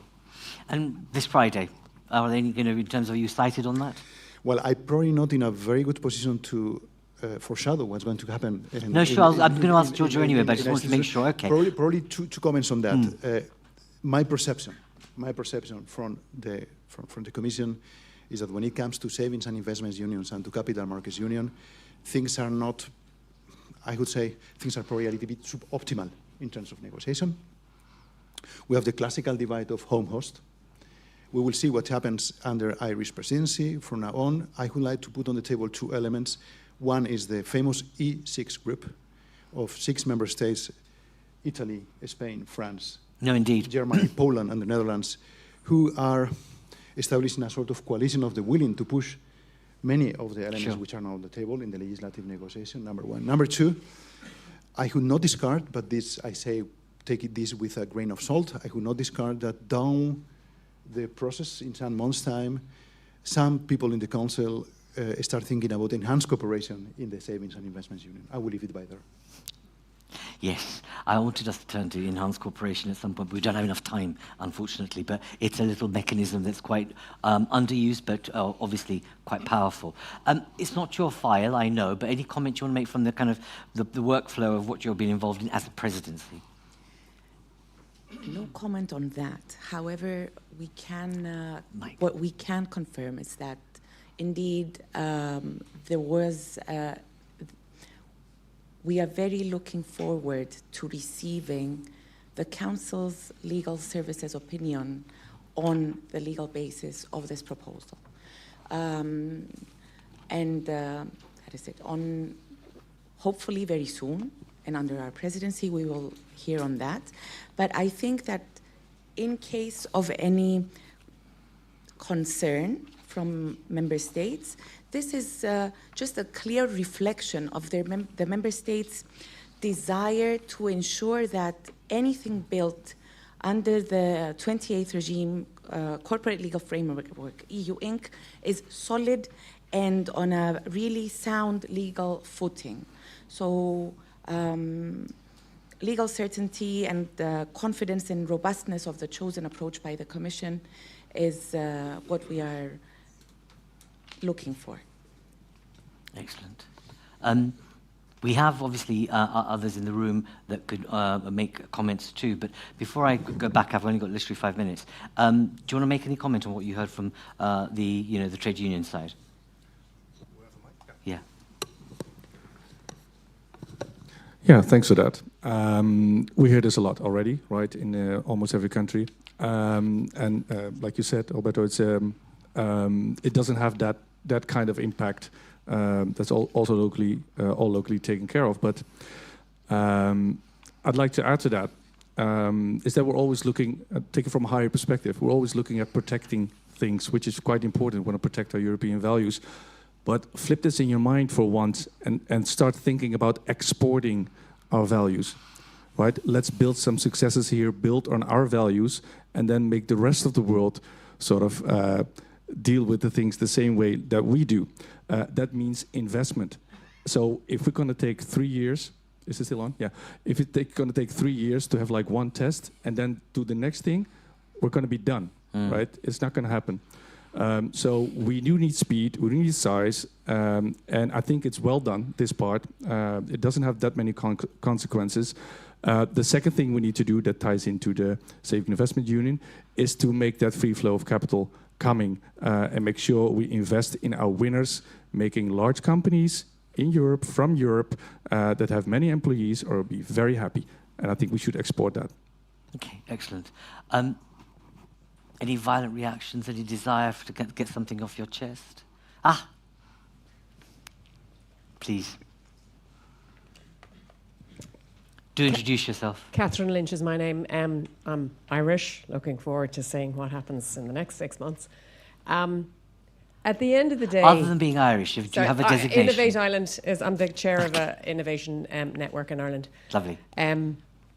This comes down to culture, pride, and a willingness to look at the bigger picture. To your point, and your point is well made, but our sandbox is our status quo, and it's not working. We're being usurped.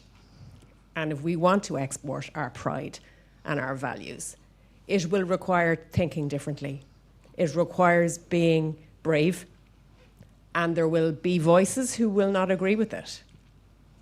But that's not a reason not to go with it. And I look forward to what happens in the next 6 months. We don't have more time, and we have to move in a way that's new, and status quo and what's got us here is not going to get us there. Indeed, I'm glad you made that point because, you know, what happened across the pond last January has been seismic. And since then, what we've had in terms of our security situation, I don't think allows us the luxury of time. And whilst we haven't talked about security, but there's a very large and significant security context to all these conversations.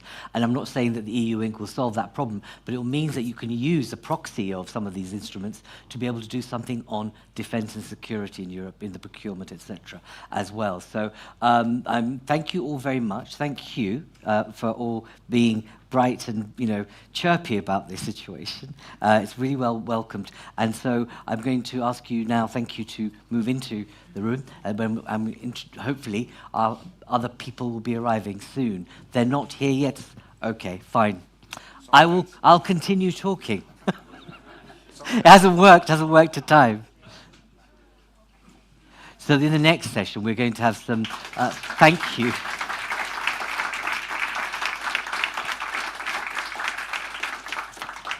We are going to have the pleasure of listening to Kristalina Georgieva. Obviously, you know she is, you know, head of the IMF, and then we'll also have back both Enrico Letta and the new chairman of ERT, and then we're going to finish off the day with the Prime Minister of Belgium. Now, I've been too precipitous in the sense that the people haven't arrived. So I'm not going to do a song and dance at all. I'm going to ask our colleagues with the mics to come forward. So I'd like to take any commentary that you have on what you've heard so far. Anybody wants to go give a shout? Views on what you've heard. Do you agree or disagree? Are you confident or are you not confident what's happening? Do you have any big outstanding questions that you'd like to raise? Any of you? That can't be the case, surely. You're not nervous, you're not shy. We haven't answered all your questions, I'm sure. No? I might just pick on you. Thank you for saving the day. There. Okay, do I need to stand up? You don't have to, but do introduce yourself. Great. My name is Esmat El Sayed. I'm a communications expert, and one of the things that kind of resonates a lot with me is the idea of why we always focus on the US as a competitor, but we don't talk about Saudi Arabia, about United Arab Emirates that are now offering a very flexible and open ecosystem for startups and innovation. And whether this is because we see those as more of a passive allies and the United States as a more vocal ally / competitor / not so much ally because of the current administration and its stances. I resonate with the saying of the United States innovate, China replicates, and Europe regulates, because I see a lot of things that are very much slowed down here in Europe that could have made our union much stronger, the single market much more powerful. And I reflect also on my home country, Spain, seeing how in the regional, between a region and another, the ecosystem and the regulation is not equal. The space, the funding, the investment is not equal, and the visibility and importance and even the culture awareness of why do we need innovation, why do we need startups, why do we need to support entrepreneurs and nourish that ecosystem. So this is just a reflection that I wanted to share. No, thank you for sharing that. And you make that point about, why always just the US, why not thinking about other regions and continents, and perhaps we do need to be looking at, I'm not sure Saudi is the best example, but, there are others to look at, obviously. But, there has been the increased use of nomadic visas, or visa where you can work from anywhere. Estonia kicked it off, and it's an interesting model. But I'm not sure how much we can see what we can learn from some continents. But I do think one thing that we forget is that the Commission or the Union wasn't born to be an interventionist institution, and it's been consensus by practice and culture. So I think that we're moving into a different world and history of its development as a union, where it needs to be much more interventionist, and we saw that during COVID.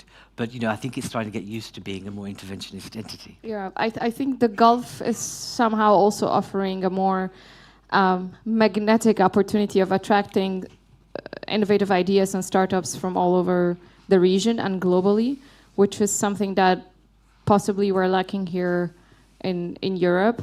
But we also have so many great ideas and startups that we could invest in. Those markets do not have what's in-house that is coming and rising, so they're attracting it from all over, and they're offering a lot of opportunities for it to nourish. Absolutely, you can see it, you can feel it, you hear about it, how many people want to go to Dubai or elsewhere. Loads of the fintech entrepreneurs and others, they're just getting in there. Thank you very much for making that point. I actually have two comments now. The gentleman there, just behind you. Yeah. Do introduce yourself, and the lady at the back. Good morning, everyone. I'm Konradin Razi. I represent the Swiss mission to the EU. Thank you very much for organizing this. Excellent panels. I heard only sensible things, I would say. And as far as I understand it, Europe Inc. seems to be a very good idea to go in the direction that people think the EU needs to go. Mm-hmm. Our message would only be, whatever you do, don't do it by excluding your most innovative, best connected, highly integrated partners outside the EU, but on the continent. When you think about economic security doctrine, it just doesn't make any sense economically to exclude your best partners from when you tackle the challenges that we obviously see where they come from. But well, I speak obviously for Switzerland, but there are obviously other third countries which where you could say the same. Thank you very much. It's a very good point. No, thank you for making that point. It's really good to make sure that we don't operate like we've done in the past, but with our eyes wide open into the future. Please. Hello, I'm Christina Zigomaras. I work in EU procurement and EU funding. And I wanted to hear something about the progress that Europe has made in new free trade agreements, most notably the one with India, which could be very impactful for Europe, and Mercosur and all the others, Vietnam, Laos, Mexico, and so on and so forth. I personally believe that trade agreements, as they are now being developed, could lead to peace and to prosperity, but I could be wrong. Okay, anybody else? Anyone in the room want to comment on the FTAs that are going through at the moment? Any of you feel brave enough? You'd have to be an expert. Lovely. Can we have them? No, you don't have to come all the way. Okay. We've got one coming, don't worry. Since this has become kind of a wide open forum on any topic anybody wants to intervene on. It's kind of, an open space. It's yes. For the Canadian-European Free Trade Agreement, it would be wonderful if under the Irish presidency, the Irish would ratify the agreement. And indeed, there are still 10 countries in Europe that have yet to ratify such agreement. And in terms of third countries alongside Switzerland, I would like to think that my native Canada is in a club of, like-minded persons. Now, before you introduce yourself for those people who don't know. Yeah, my name is Bridget Cosgrave, and I'm here representing Sopra Steria, but my comments just now are in a personal capacity. What about the India FTA? What's your view on that, if you've been following that at all? I have not been following that, but Sopra Steria is very active in India, and of course we would be very positive in terms of that ratification also. Lovely. Thank you all very much. I have had all the indications as the Grand Dame is about to walk in, so I can pause.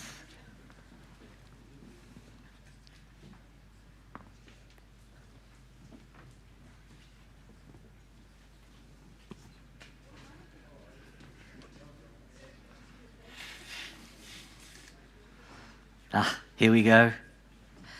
We should have a drum roll for you, Kristalina. We've been waiting for you.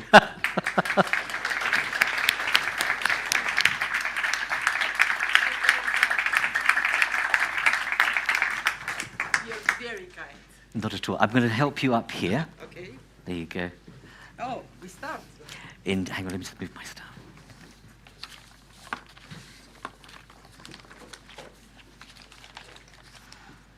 Can I say welcome home? You can. Good to see you. It's been a long time, personally, on a personal level, but we've been watching you from afar doing fabulous things.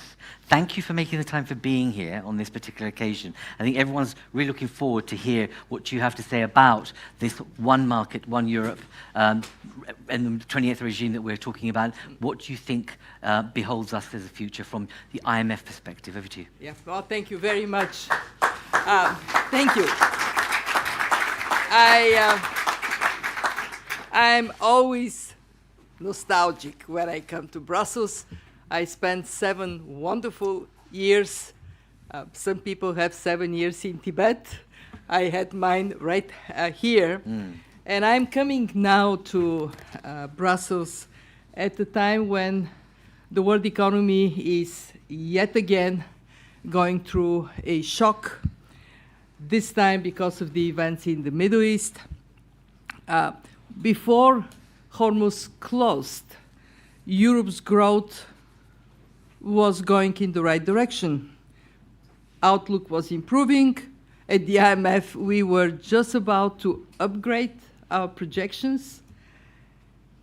Now, we have to downgrade projections for growth and upgrade projections for inflation. But before I get into why that makes our conversation even more pressing, credit should be given where credit is due. It could have been much worse because of Europe's determination to pursue increase of the share of renewables, the determination to bring energy efficiency up and be less oil dependent. Europe is in a better place today than it would have been otherwise. Nonetheless, the facts remain the facts. We have been going from shock upon shock, COVID, inflation, Russian gas, US tariffs, and now the Middle East. It is like a layer cake, except it does not taste good at all. Each shock is a new blow to European growth, to its ability to create jobs and prosperity for its people. And as the shocks overlap and their effects compound, so too does the economic damage. Let's face it is a harsh world out there, and Europe needs to toughen up. But instead of toughening up, as I love Europe, and I would say it lovingly, Europe keeps lagging. We are all friends of Europe here, but the fact is we continue to fall behind the biggest competitor, the United States. When I was a commissioner, when I came in 2010, the EU and US economies were of the same size. Now, China is catching up with us, and on per capita basis, after 2 decades of low productivity growth, European income per person is 70% of this of the Americans, and the gap is growing. How could this happen? There are many reasons, but one is that far too many successful EU innovators end up going abroad, and far too few new EU firms grow in size to become globally competitive. The average listed EU firm has a market capitalization of about half the US match. And from the perspective of European peers, to match the American AI hyperscalers, there is none. Europe's strength, policy predictability, is diminished by regulatory fragmentation and national gold plating. With weak growth comes fiscal weakness. National budgets are under ever-increasing strain from long-term spending pressures, rising pensions, healthcare costs for an aging population, the cost of the energy transition, and defense needs. Relative to where we are now, the increase in annual public spending in these areas could reach 5% of GDP by 2040. 5% to spend more. And so what we have seen so far, public debt is rising. Without policy action, we estimate the simple average public debt load of EU member states will more than double to over 130% of GDP by 2040. Long gone in the rearview mirror, the 60% Maastricht. What are the implications? Fragility and vulnerability. Yet, we know what we have to do. We actually have a very clear vision for how to get to a much better place. First, complete the single market, and I'm so glad that we are talking about a specific element of that completion, because it is Europe's competitive edge, and it is the main growth engine of Europe. And second, embrace smart budgetary policies to get the fiscal house in order for strength and for resilience. So first point, the single market. Repeated many times, we have Prime Minister Letta here, a champion of bringing us to complete the single market. Enormous potential. For a start, we have a population that is 30% larger than the population of the United States. And we will continue to expand the size of the Union. We will continue to bring new member states, many educated, talented people to contribute to European growth. But right now, we are not making the best of our size. We see too much conflict between EU and national. Welcome, Prime Minister. Good. Let's give a good, warm welcome.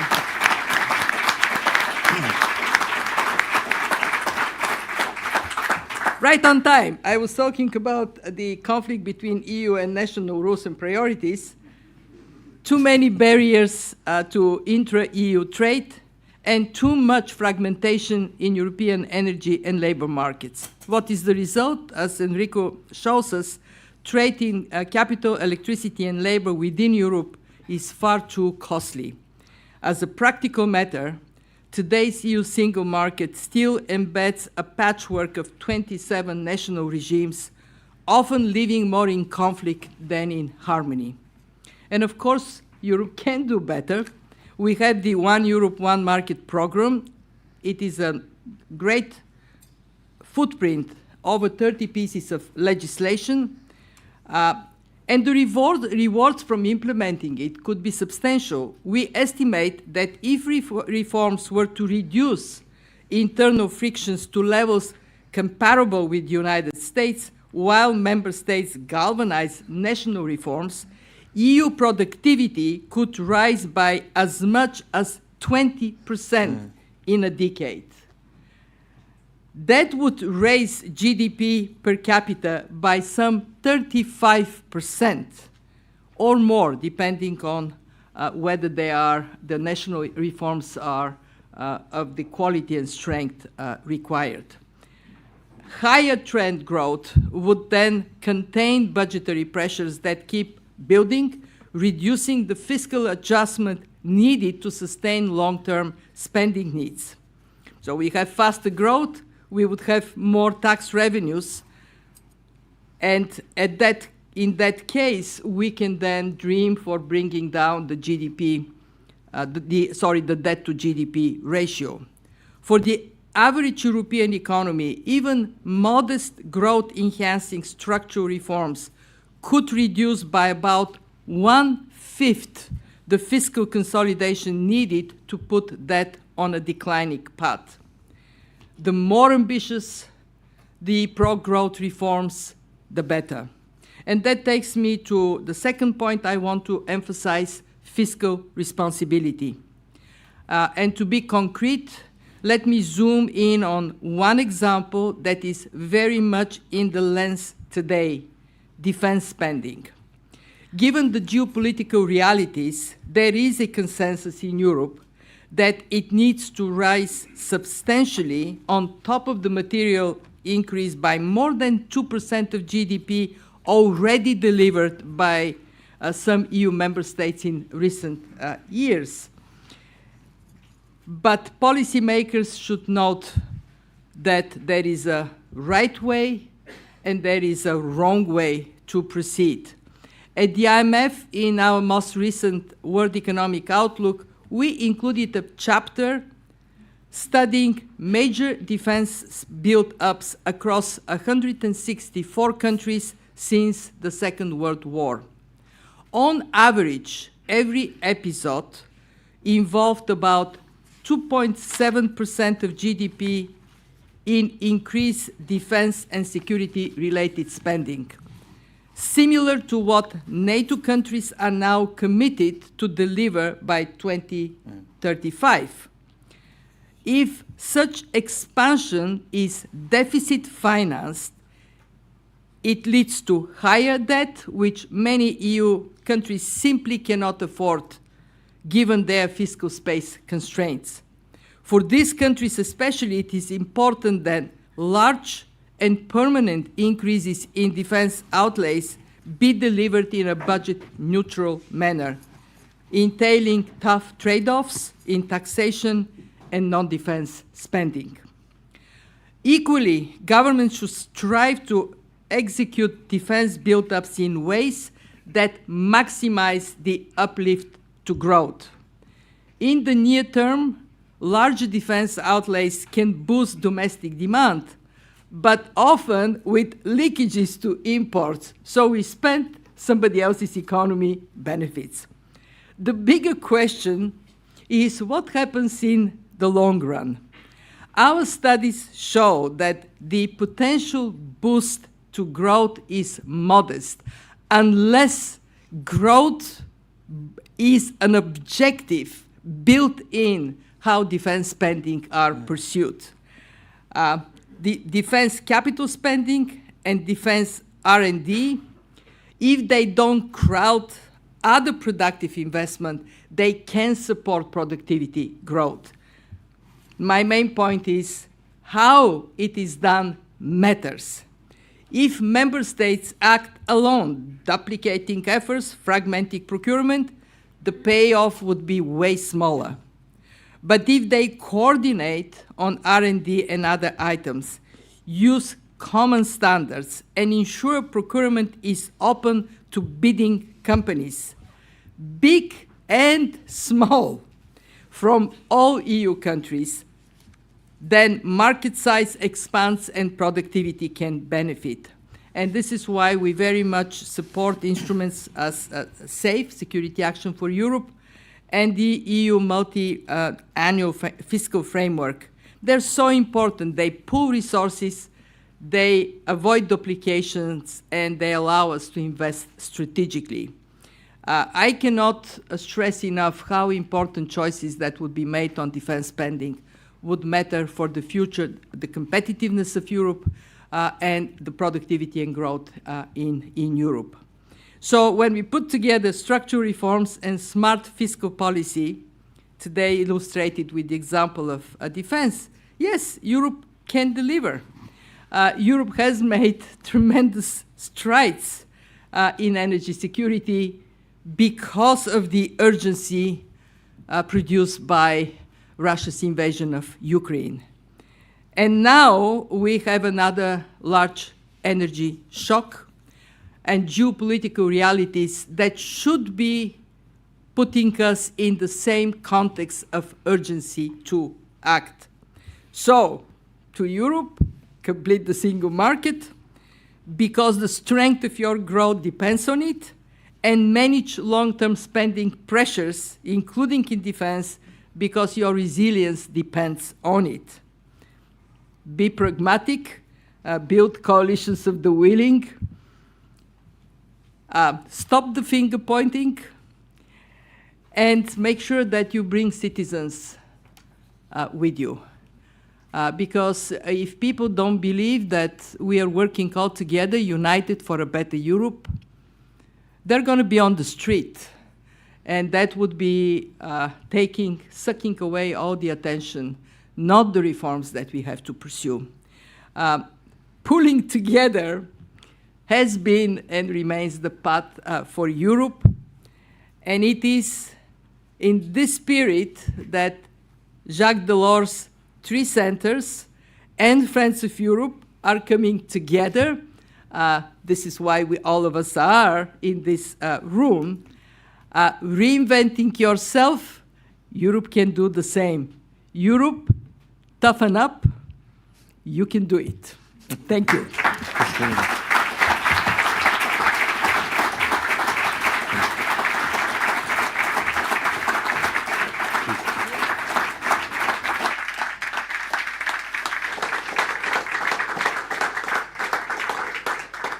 We've missed you. You need to come back. You really do. No, those were really powerful messages, and you're always on form, but you've been consistent. I remember moderating with you during COVID, but also pre-COVID.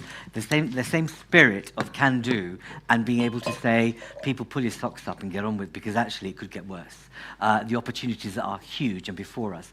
Enrico, if I may, and Jonathan, can you please come up?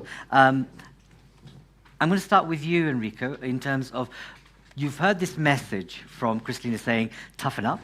You've been the author of this significant report. You've been all over Europe, and you're about to announce this morning you're going to go on another roadshow like the Rolling Stones, but before them, and perhaps with more energy.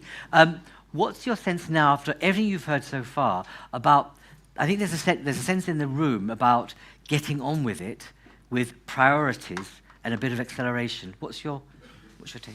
Full of enthusiasm, I have to say, because we had an entire morning full of people coming from everywhere, a lot of people connected from the entire European Union, and such a big push from Kristalina. I think what you said for us is absolutely fundamental.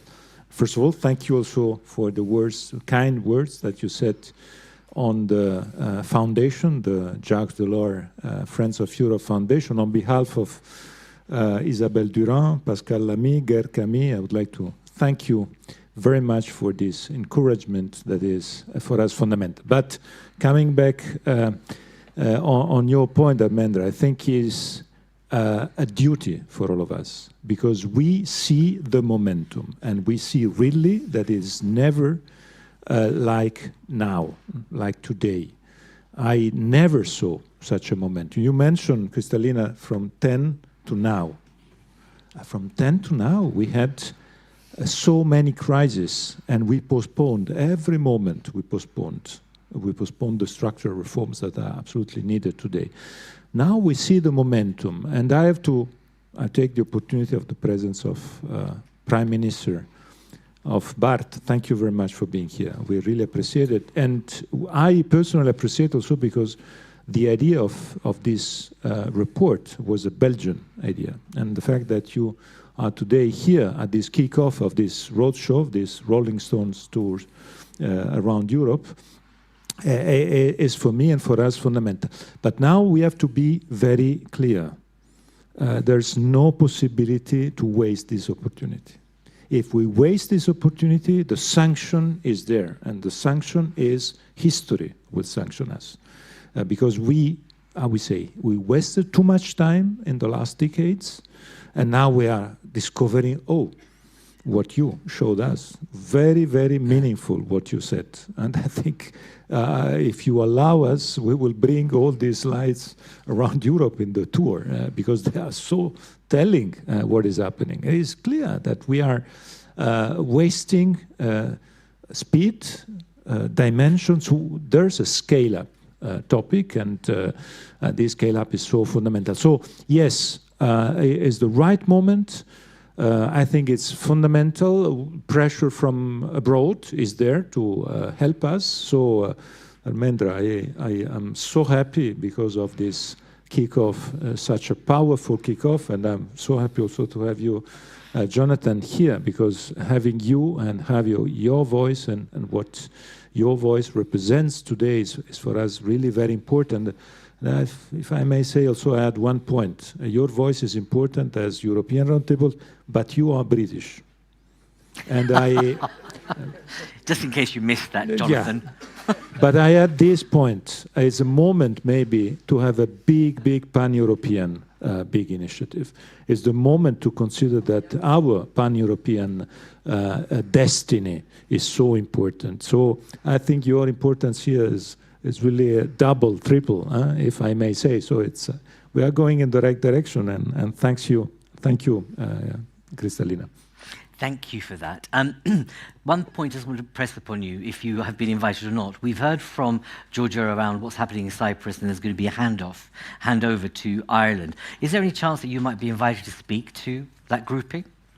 I have to say you waiting for an invite? No, I have to say that I had the possibility to because of the Cypriot and the Irish very goodwill and good leadership. I had many possibilities, and I will have during the next semester many possibilities to help.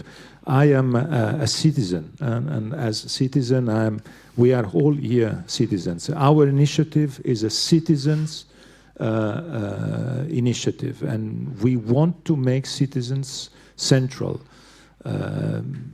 Workers, entrepreneurs, startups, academic, students, because at the end of the day, this is the way in which Jacques Delors created the single market. It was for the people, and the people were protagonists of that, and I think we have to continue in that direction. I have to say that Cypriot presidency and Irish presidency, they are fighting with this brand of, we say, people, citizens. I'm very happy because of that.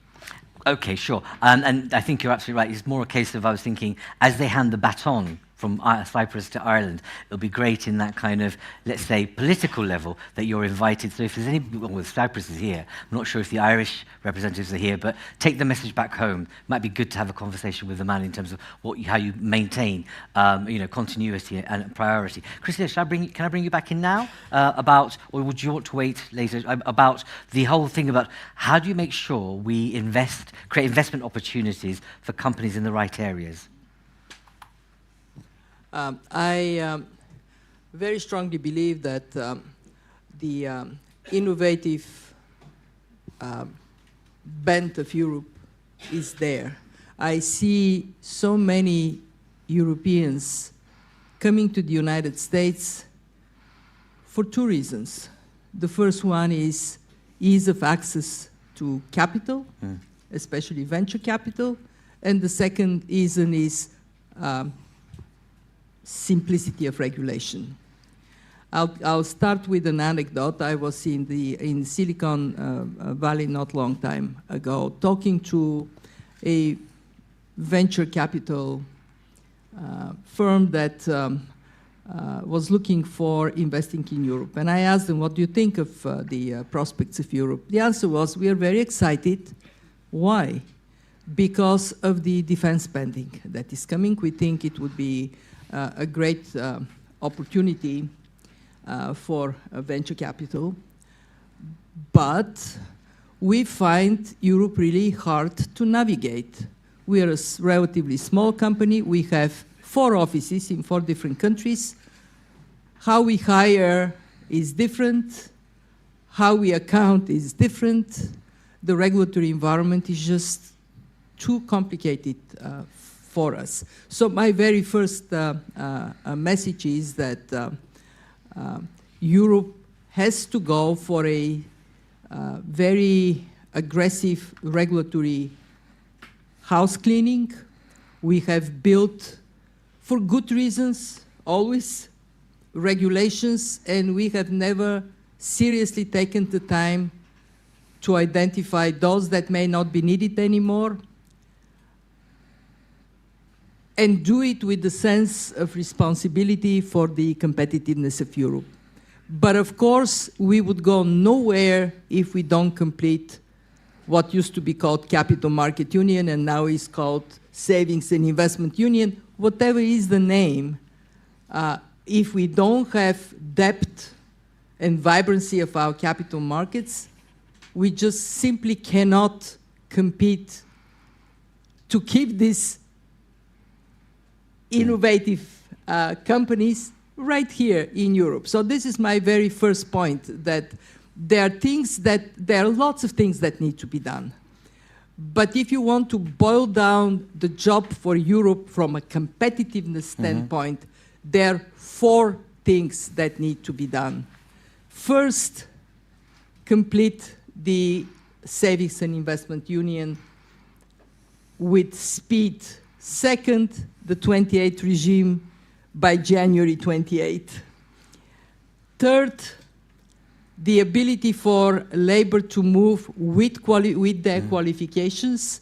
And fourth, the energy union. Indeed. These are 4 things that today, and of course, around them is defense spending. Actually, it is at the heart of how we are going about. My second point, and I want to say that as, again, somebody who had the dubious fortune to be a commissioner when the UK decided to leave. Indeed you were. I remember the misery of that particular night and day. But here is something that is so exciting. The divorcees are dating again. And I think we have to all make their dating, if not leading to marriage, at least leading to enjoyable and fruitful moments. Cohabitation, right? Cohabitation. Thank you very much. There'll be space for people. Don't worry. I'm going to make sure there is some time for you to engage with this panel before I bring the Prime Minister in to close off. But Jonathan, very good to have you here. You're a new chair, as I understand, but you've got all the many other roles also, and you've been in the UK as well, so you've seen it from inside out, outside in. Capital Savings Union, what's your sense about how that's likely to increase innovation and competitiveness? But what's your sense of the timescale? Christina said do it as quickly as possible, but that could be as long as a piece of string. What's your sense of the timing, but also how it will boost innovation and competition? Well, thank you. I will come to the question, but as I'm clearly feeling so welcome, both on my left and my and my right, I might take a little bit of a detour. Although I would say that there is a big difference between having a memory and living it, and living it is still very painful, even if the memory is sort of softened a little bit. And you know, it's one of the reasons why I am really honored to chair the European Roundtable, because I really see an opportunity for business to retire links and create collaborations that politically is still quite difficult. And so I'm very honored to do this. As you say, I'm only 3 weeks into.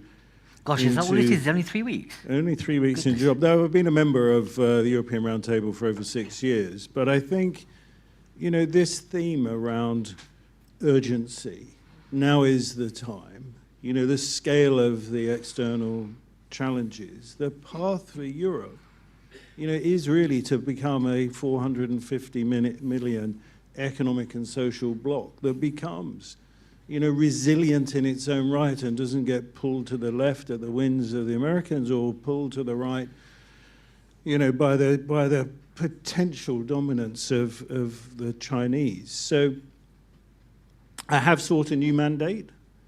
I have tried to garner the 60 members who are incredibly energetic and enthusiastic about completing this work, but to try and keep a very simple set of priorities. And we boiled them down with 3, although they're quite big, you know, they're quite big topics.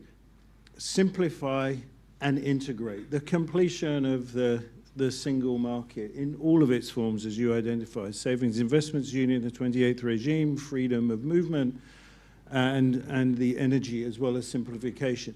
It is the foundation stone of which everything that we build will come. The second is defend and secure sovereignty. It's not just about the physical security, which is important. And I think actually, if you look at, you know, how the technological capabilities of Ukraine have changed for a generation by what they've had to deal with on the battlefield, you know, that defense and the technology is in itself a massive stimulation for creativity, innovation, rapid development cycles and scaling.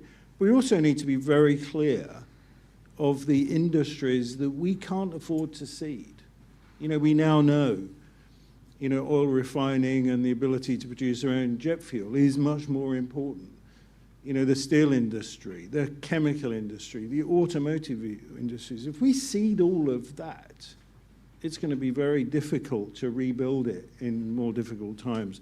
And I am finally coming to your question, because if I look at the history of the ERT membership and going back 40 years, it changes continuously because new companies are being created. We're not bringing into ERT new tech companies. I was going to say, yes, I'm glad you made that point. And, you know, so we have to keep innovating. And, you know, we've made a major theme now of innovation, whether it's digital or whether it's the data foundations, or it's entrepreneurialism, the attraction of talent. But capital is foundational to that. And it's not foundational for companies like ours. We can go to the capital markets anytime we like. But at that critical phase of development, when you need capital, if we import capital from the Middle East or the US, guess what? We ultimately export wealth. And so we have to deal with this now. And I'm delighted the fact that it's now been renamed to the Savings and Investment Union, because the debt financing that large-scale capital markets bring is not the equity risk capital that these startups need. And so the transformation of European savings into a higher appetite for, you know, risk, domestic savings, you know, and returns. You know, we have to do that. So I think, you know, in a way, banking union, capital markets, I mean, dare I say it, is relatively simple to implement, although I know it's politically fraught. But the transformation of savings into equity risk capital and supply of startup, to make sure that European innovation, which is still vibrant, is created here, it is funded here, it stays here, it creates wealth. That's where, and I think the ERT, you know, has a responsibility, as well as protecting the fabric of European industry, also has a responsibility to help create the next generation, because we all need startup, scale up. So it's urgent. 12 months? That's too long. There you go. Now you've almost got to a point in time. Jonathan, thank you very much. I mean, I suppose one of the key, I've had conversations with people saying, you know, let's not play with pensions, because that's really it could be problematic. Savings is a great moment in time to do something. I'm not sure whether you're about in the UK when I was at the head of the lottery, we created the dormant bank accounts legislation, and we reaped over £500 million and created the world's first social investment bank. That's with dormant bank accounts. I mean, imagine if you were to do that across Europe. Created dormant bank accounts. It was difficult for us. It was difficult, but my goodness, it worked. Anyway, go on. If I might say, it is about pensions, because the majority of people going into employment today do not have an underpinning promise. Their retirement is solely dependent on returns. And so we have to create the return profile. Right now is predominantly driven by the returns in the US. Yeah. We have to look holistically at how we protect people's futures. Okay, if you just take the mic and then I'll take it to the audience. Just a footnote on that, I'm sorry. Just a footnote on that. When you look at the US and the Europeans, in terms of size of financial assets, we are about the same. In terms of the channeling of these assets, we are the opposite of each other. In the United States, 2/3 or more goes through capital markets, and it is equity investments. And in Europe, 2/3 or more goes through the banking system. What is the result? The result is 300 billion of our savings work in the United States. And this is nuts. So, urgent to solve. Okay, I have got a little bit of time. I will take you first. Actually, both of you. So first here, the lady here in row 1, 2, 3, 4, 5. There you go. Hi, my name is Anna Krzyżanowska. I'm an advisor to the task force which deals with startups and scale-ups at the Commission. You might know we have, for the first time, a commissioner for startups. And I have a very concrete question to which you have already given part of the answer, but I really am looking at the middle.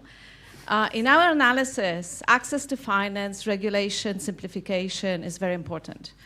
We've heard with humility the institutions need to do more, but I would like to ask you, in Europe, startups have the biggest problem selling their products, services, and solutions. The public sector will do its turn. We're trying to simplify procurement, but I'm asking you, will you buy from startups and invest in startups?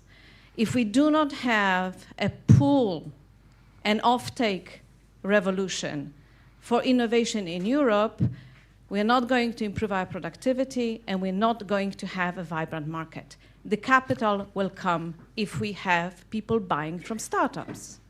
So what your plea, if you like, is we've talked about. And I'll come to that. But what you're saying is that this notion of made in Europe or European preference. It's not that. It's more a case of if you're going to create European startups, give them some. Make sure they're part of the marketplace. Is that what you're saying? Okay. I'm saying, will big companies buy from startups? Will they invest in startups? Okay, great. Right at the back. Thank you very much. My name is Verena Weber. I'm the director of the BEREC office, which is an agency of the European Union that is located in Riga. So I wanted to connect a few dots of the very interesting discussion. On your last slide, you had Latvia as one of the biggest spender in defense. As you rightly point out, what we see, living in Latvia and being responsible for stuff there is Latvia needs to have very hard trade-offs. So Latvia is cutting on education. Latvia is cutting on public health, to finance the defense spending. At the same time, we see, that the need for capital, there are different sectors competing with it. So we just had the sovereignty package proposed by the Commission here last week, where the question is, okay, how can we make sure, that we finance, tech companies? So my question to Kristalina would be, have you seen good examples in other countries where basically there is a way to not, increase public debt, to spend on these strategic sectors of the economy, but to find other ways and to also connect the dots between these sectors of the economy, because often we just look at defense or we just look at tech. In terms of how it might be done, or do you have an idea? Because if you follow the UK example, for example, there at the moment, George Robertson's all over the television saying, don't spend so much on welfare, spend on defence, because actually that's going to make our lives better. Obviously, you're not allocating or advocating something like that, but do you have a view? Well, my view would be that, the most smartest approach would be to indeed connect the strategic sectors, right? Okay. To have one investment vision to do that. The question is, how can that be done, in an operational way? All right, great. Thank you very much. Jonathan, can I come to you first, and I'll end off with Kristalina? Yes. Will the big guns support the little ones? I'll make the answer a little bit longer, but the answer is yes. And I think that this is foundational, because if we want to create innovation, we have to learn to consume it. And I think that we have to break down some of the barriers of why we don't consume it. And I think, public and private procurement for less fully developed technology is an essential component for startups moving up the value curve, because it's much more, in a way, what's much more important than new capital is the ability to be able to show that you've got committed revenue streams. So, in our last two sessions at the ERT, we've had a discussion with Hermann Hauser on creation of scale-up capital funds, and at our last plenary a few weeks ago, we had 3 European innovators talking about how the challenges are. And I think both large companies, both as procuring and investing, in my industry, biopharmaceuticals, we depend on innovation coming from startups. So yes, I think we do have to learn to be part of the ecosystem that consumes technology, even if it's earlier stage technology.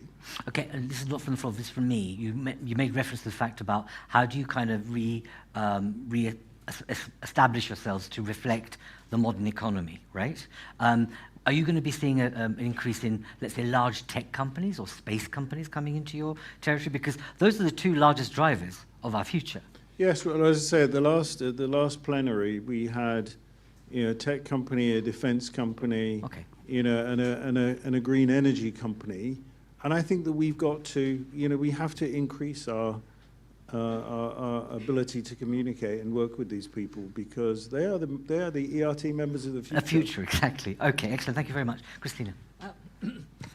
So here is the story of our analysis of 164 countries increasing defense spending, where defense spending would increase. Unfortunately, more bad news than good news.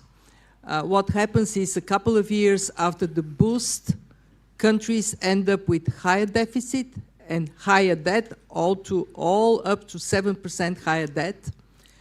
But there are also lessons of what can be done to be more beneficial from that investment. And there are 3 important lessons. Number 1, make sure that procurement doesn't privilege only large companies. You have to have more access for small companies, for innovative companies, and do that with the objective to bring costs down and to bring innovation up. Number 2, have that notion that you want the economy to grow. Most of the time, defense spending has a very low multiplier, 1 to 1. So you spend €1, you get €1 increase in GDP. Unless you think upfront that growth is one of your objectives, that you want that your security is higher when your economy is stronger. And then what happens is you're very careful not to have investment in R&D for defense to cannibalize investment in R&D for something else.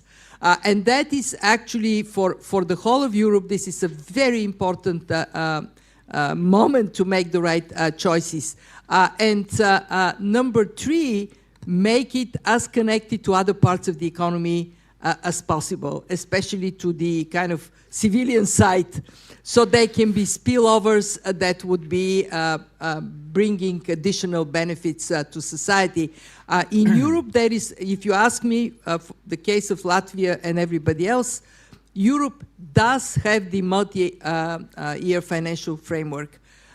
On defense, Europe would be so much better off if we have aggregated more money to spend together, so we don't penalize the small countries, but we all share the responsibility. And of course, I know I was a budget commissioner. I know how difficult this topic is. But I think we have to be not aiming for political correctness.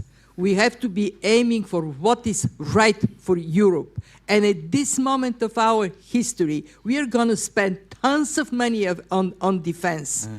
If we think about our fiscal responsibility, not even anything else, absolutely, we have to spend it well. And one thing I want to say is that at this moment there is another fiscal aspect, which is what do we do to help families and businesses to deal with the spillover from the Middle East war.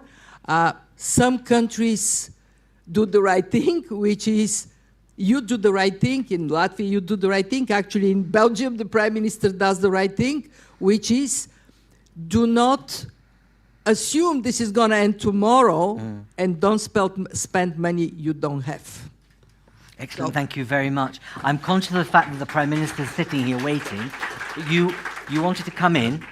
Just want to say, I'm so glad you're saying what you're saying. If any of you are interested, this has not come from Christina, but it's just actually people think alike. Go to our website. On our Peace Security Defence Programme, we have a very significant paper on spending better, not spending more. So if you want more information on that, it's exactly what we're saying. But I think the one thing that hasn't been mentioned earlier, but interoperability. We cannot have 27. We cannot have 27 systems. Has to be one, if possible.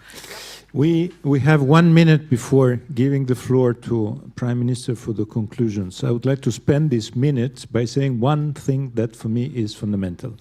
And sorry if I bring dramatically down the level of the discussion, because we have all the nitty-gritty, we have all the big decisions that we have to take, but we have also to make people aware of the strategic importance of this project, and first of all of Savings and Investments Union, because you correctly said that it's not another name, is a big upgrade in terms of meaning. A Savings and Investments Union means something great. That is what we need today, the relationship between this big amount of savings and the investments. We are lacking the investments, but it is not a technical issue. It is a big political issue. And here is the problem. Because we are not able until now, and we have to push in that direction to make this SIU, Savings and Investments Union, visible as a main European project. If you ask AI, what is SIU, you have an interesting surprise, because 99% of answers are relating SIU to Cristiano Ronaldo. And you say, why? Cristiano? Because CU is the way in which he celebrates his goals, is this term, and it is very famous everywhere. I ask my kids, do you know what SIU means? Yes, Cristiano Ronaldo, of course. So now we have two missions. Or First mission, we hire Cristiano Ronaldo as testimonial of SIU. That can be an idea. But we need money, because I think he's a little bit expensive in that. Second issue, we take as big mission for all of us that in 6 months' time, AI has as answer also Savings and Investments Union, and not only CU Cristiano Ronaldo. Because if we are not able to do so, everything we discussed until now is totally useless. Thank you very much.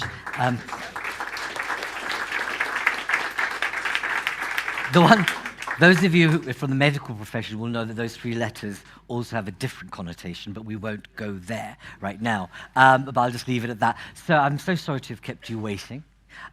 We've been all waiting for you to arrive. Not that I'm not on any Instagram or social media, but I believe you have a cat. And the cat is very famous. More than you, as I understand it. But he or she is not with you, is that right? Not at the back of the room or something like that?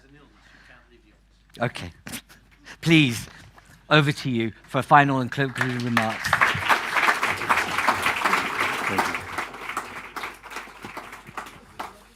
Thank you, ladies and gentlemen. I feel a bit embarrassed. I have to conclude without having followed all of the proceedings, but Mr. Simmons can testify that I have had a very important event this morning, opening the new laboratories of JSK, that you did not get to visit. I did, but maybe you will get another opportunity.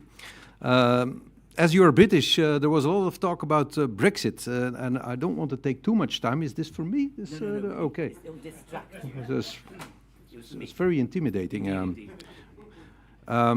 There was a lot of talk about Brexit. I want to share with you a small anecdote about Brexit, because at the time of Brexit, I was a close friend and ally of the British Prime Minister. And at a certain moment, he invited me to Downing Street 10 to explain what Brexit was all about. It was just a few months before the referendum. And I arrived in London, and he explained to me, look, don't worry about Brexit, because I'll win the referendum. We'll stay in the European Union. There's no doubt about that. There's no doubt, not a shadow of a doubt in my mind. And I looked at his collaborators who were sitting behind him, making faces like maybe there's a little doubt about it. So I dared to ask him, is there a plan B for when it goes wrong and you actually lose the referendum? And he told me, listen, in politics, don't make a plan B. Don't do it. Don't prepare for the things that you don't want to do, because if that leaks out, if population would hear that we're planning for the actual Brexit, then they will start to take it seriously and they will vote for it. So no plan B. I thought, well, I was still a young politician, mayor of Antwerp at that time, party president. I'm learning about world politics now. These are the big guys. They can teach me things. How wrong you were. The Cameron risk, but never mind. The anecdote's not over yet. Okay. Because at that time I was mayor of London, so I paid a visit to my other dear friend who was mayor of, I was mayor of Antwerp, to my other dear friend who was mayor of London at the time, Boris Johnson. Ooh. And he was campaigning for Brexit against his own prime minister, which is, in our political system, very hard to understand, that you would campaign within the same party against your own prime minister. That's unthinkable. So I visited him in the Egg, the London City Hall. Looks like an egg, a strange building. And I asked him, Boris, could you please explain, why are you campaigning against your own prime minister? And he said, don't worry, because I will lose. So Cameron said, don't worry, I will win. And Boris said, don't worry, I will lose. I said, okay, but I don't understand. What's the purpose of wanting to lose? He said, you don't understand. Probably 45% of the people will vote for Brexit. I will appeal to that voters, so they will be obligated to offer me the party presidency, because I will be the only one who can get those voters to vote Labour, to vote Tory again. And I will become the next prime minister of the United Kingdom. And again, I left the office. I thought, but this is brilliant. I'm an amateur from a small country. If I come and visit this country, I will become brilliant as these people are. What a plan. The one who is going to win and the one who wants to lose. It's brilliant. And then the results of the referendum came in, and I thought, this is strange. This is not going according to plan. And since then, I've paid many more visits to London, but... avoided the number 10, I hope. No, I didn't avoid number 10. I went back quickly after Brexit, hoping to get some explanation how things as being the mayor of a port city, it's kind of important. All my companies asked how is it going to go now with Brexit. I found nobody in Westminster who was able to explain it to me, except from David Jeffries, who made a very sound impression on me. I went back home, and 2 weeks later he resigned from office.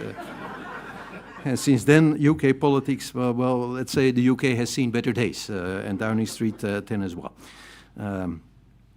That just to say that you should be careful with your relationships. And that is exactly what we're talking about today, relationships. It's if you are an irresponsible leader, in 1 year, you can destroy what it took decades to build. Decades. We see now that there are world leaders who act with a style that undermines trust that took 8 decades to build, and the consequences can be very, very, very grave. You are Italian, Enrico. You know, when Hannibal invaded Italy in the second... yeah, I know your history very, very, very well. He invaded, came with elephants over the Alps, and he decimated 2 entire Roman armies. And Rome was at its knees. The early Roman Empire was at the brink of collapse. What saved Rome at that time? It was the trust of their allies. They had invested so much in good relationships with the Italian peoples that the Italian people said, we're not going to let go of Rome. We'll not side with Hannibal. We could overcome Rome with Hannibal, but this guy we don't know. And the Romans, we know, we have a relationship, we have an alliance with them, we have a union with them, we have a one market with them. I'm getting carried away a little bit. But it's what saved the day at the end. But being a historian, I can tell you one thing, people never learn anything from history. They always repeat the same stupidities. History never repeats itself because technology and the context changes and the outcome changes. But the stupidities that people do, every generation does the same. Okay, now for the speech. Yes. I don't know, you talked about soccer. I've never watched a soccer game in my life. But I do know Ronaldo exists. I know that there's a person who's called Ronaldo who plays soccer. But you can convince your children, but you lose other children if you use soccer terms. But I don't know if you know Wile E. Coyote from the cartoons, the Looney Tunes cartoons. The coyote who spends his entire life chasing the roadrunner, the bird. In all episodes, the same thing happens. The coyote runs. He runs off a cliff, and then you see him in the air. His legs are still moving. Then he looks down, he realizes there's nothing beneath him, and he falls. And I often think of that image when I look at Europe's economic position today. We have been running for decades. We ran very well. We built the world's most sophisticated single market, the most comprehensive social models, the most elaborate regulatory architecture, but somewhere along the way, we ran towards the cliff, and our legs are still moving. But if we're honest, there is not so much beneath us that can prevent us from falling in the ravine. And the coyote always survives because he's, of course, a cartoon character. We might not be so lucky if we don't act now. Jacques Delors understood that European cooperation rests on 3 pillars: economic strength, technological leadership, and military capability. Let's have a look at where we stand on each of those 3. First, defense. Europe has spent decades under an American security umbrella, enjoying the peace dividend. The result is a continent almost entirely dependent on the United States for intelligence, air defense, logistics, and long-range strike capability. We chose comfort over capability, and now we are paying the price. It will take us years and hundreds of billions to mend this, and you were so nice to explain what I am living right now, is to having to explain to my citizens that we cannot borrow for defense, that we'll have to make choices. These are, of course, choices that are not always, that are responsible, but not always popular and very, very difficult to make. But it's where we are. Second, technology. Only 4 of the world's 50 largest technology companies by market capitalization are European. Roughly 30 are American. We excel in Europe in developing rules. Others excel in developing technology. Much of our digital economy, cloud computing, cybersecurity, AI systems, payment platforms, all run on American infrastructure. Europe looks like a heritage steam train running on a high-speed line it does not own. You've mentioned it, exporting capital, that is what we are doing very much, and importing technology, but that's not a sustainable model. And the solution will not be to try to export our regulation, making it work extraterritorially, oof, that's a tongue breaker, outside our territory. That will not be the solution because we are too weak to do that.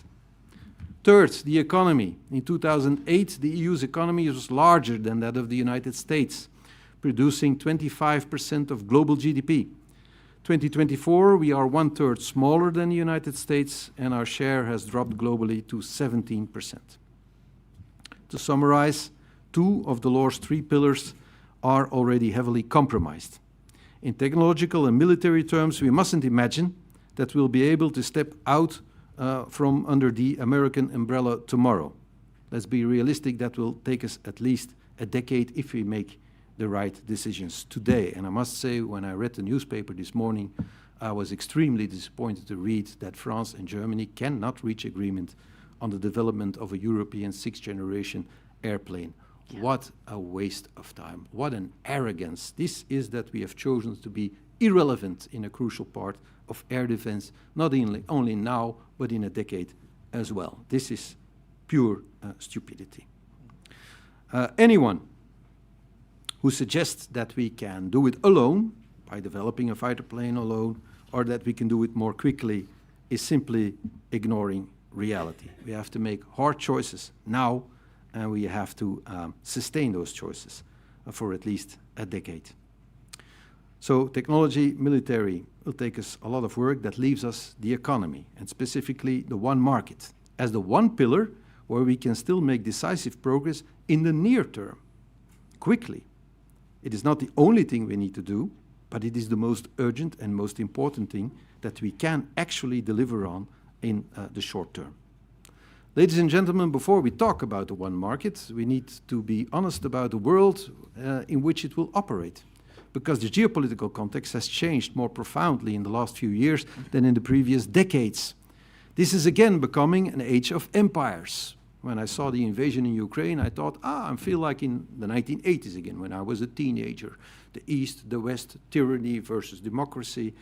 But I've come to realize I'm not in the 1980s, I'm in the 1880s. And this is a world that is again being dominated by imperial thinking. And the empires of the 19th century competed for territory. They drew lines on the map, planted flags, and measured powers in square kilometer of land that they controlled and populations subjugated.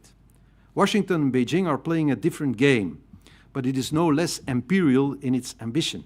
They are not carving the world into rival blocs, like when I was young. They are competing for control of the globalized economy, the financial networks that move capital across borders, the critical raw materials without which modern industry cannot function, the energy infrastructure that keeps economies alive, the data centers that are becoming the knowledge factories of the 21st century.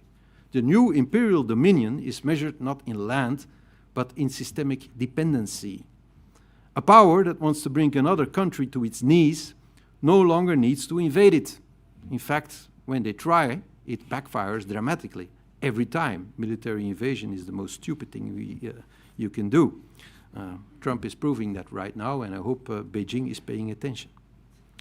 Putin has proven it quite dramatically as well. And it's not necessary, because you simply need to sever the connections of a country that keeps it viable and offer your own as a replacement. Washington and Beijing are using clear-cut tools to achieve this: trade barriers, economic intimidation, excessive subsidization, and market protectionism. What follows is conquest by dependency rather than by force. And Europe needs to understand this new imperial logic clearly and rapidly. And we need to adapt to it. We don't need to copy their logic. The truth is that we can't copy their logic, even if we would want to do so. But we need to make ourselves indispensable in order to choose our own path. And that requires one thing above all else, and that is economic and industrial strength. And that's precisely what is at stake in this room today. In the best case, and I want to be ambitious here, Europe can become what I would call a pole star for the countries that want no part of the power politics of Washington and Beijing. That's the world that Mark Carney evoked in Davos so brilliantly, and he got an enormous response to it because he was the first to say what everybody was thinking, a bit like in the imperial court in Russia. If you say the truth, the world stops. The powers that still love the rule of law, that still love respect, that still love rules-based trade, there are a lot of them. We could be the pole star of that word. A model that shows that democratic values, free trade, rule of law are not weaknesses that can be exploited, but strengths we could build upon. A coalition by which middle powers around the world can orient themselves. But a pole star that is economically declining gives no light. To play that role, Europe must first put its own house in order.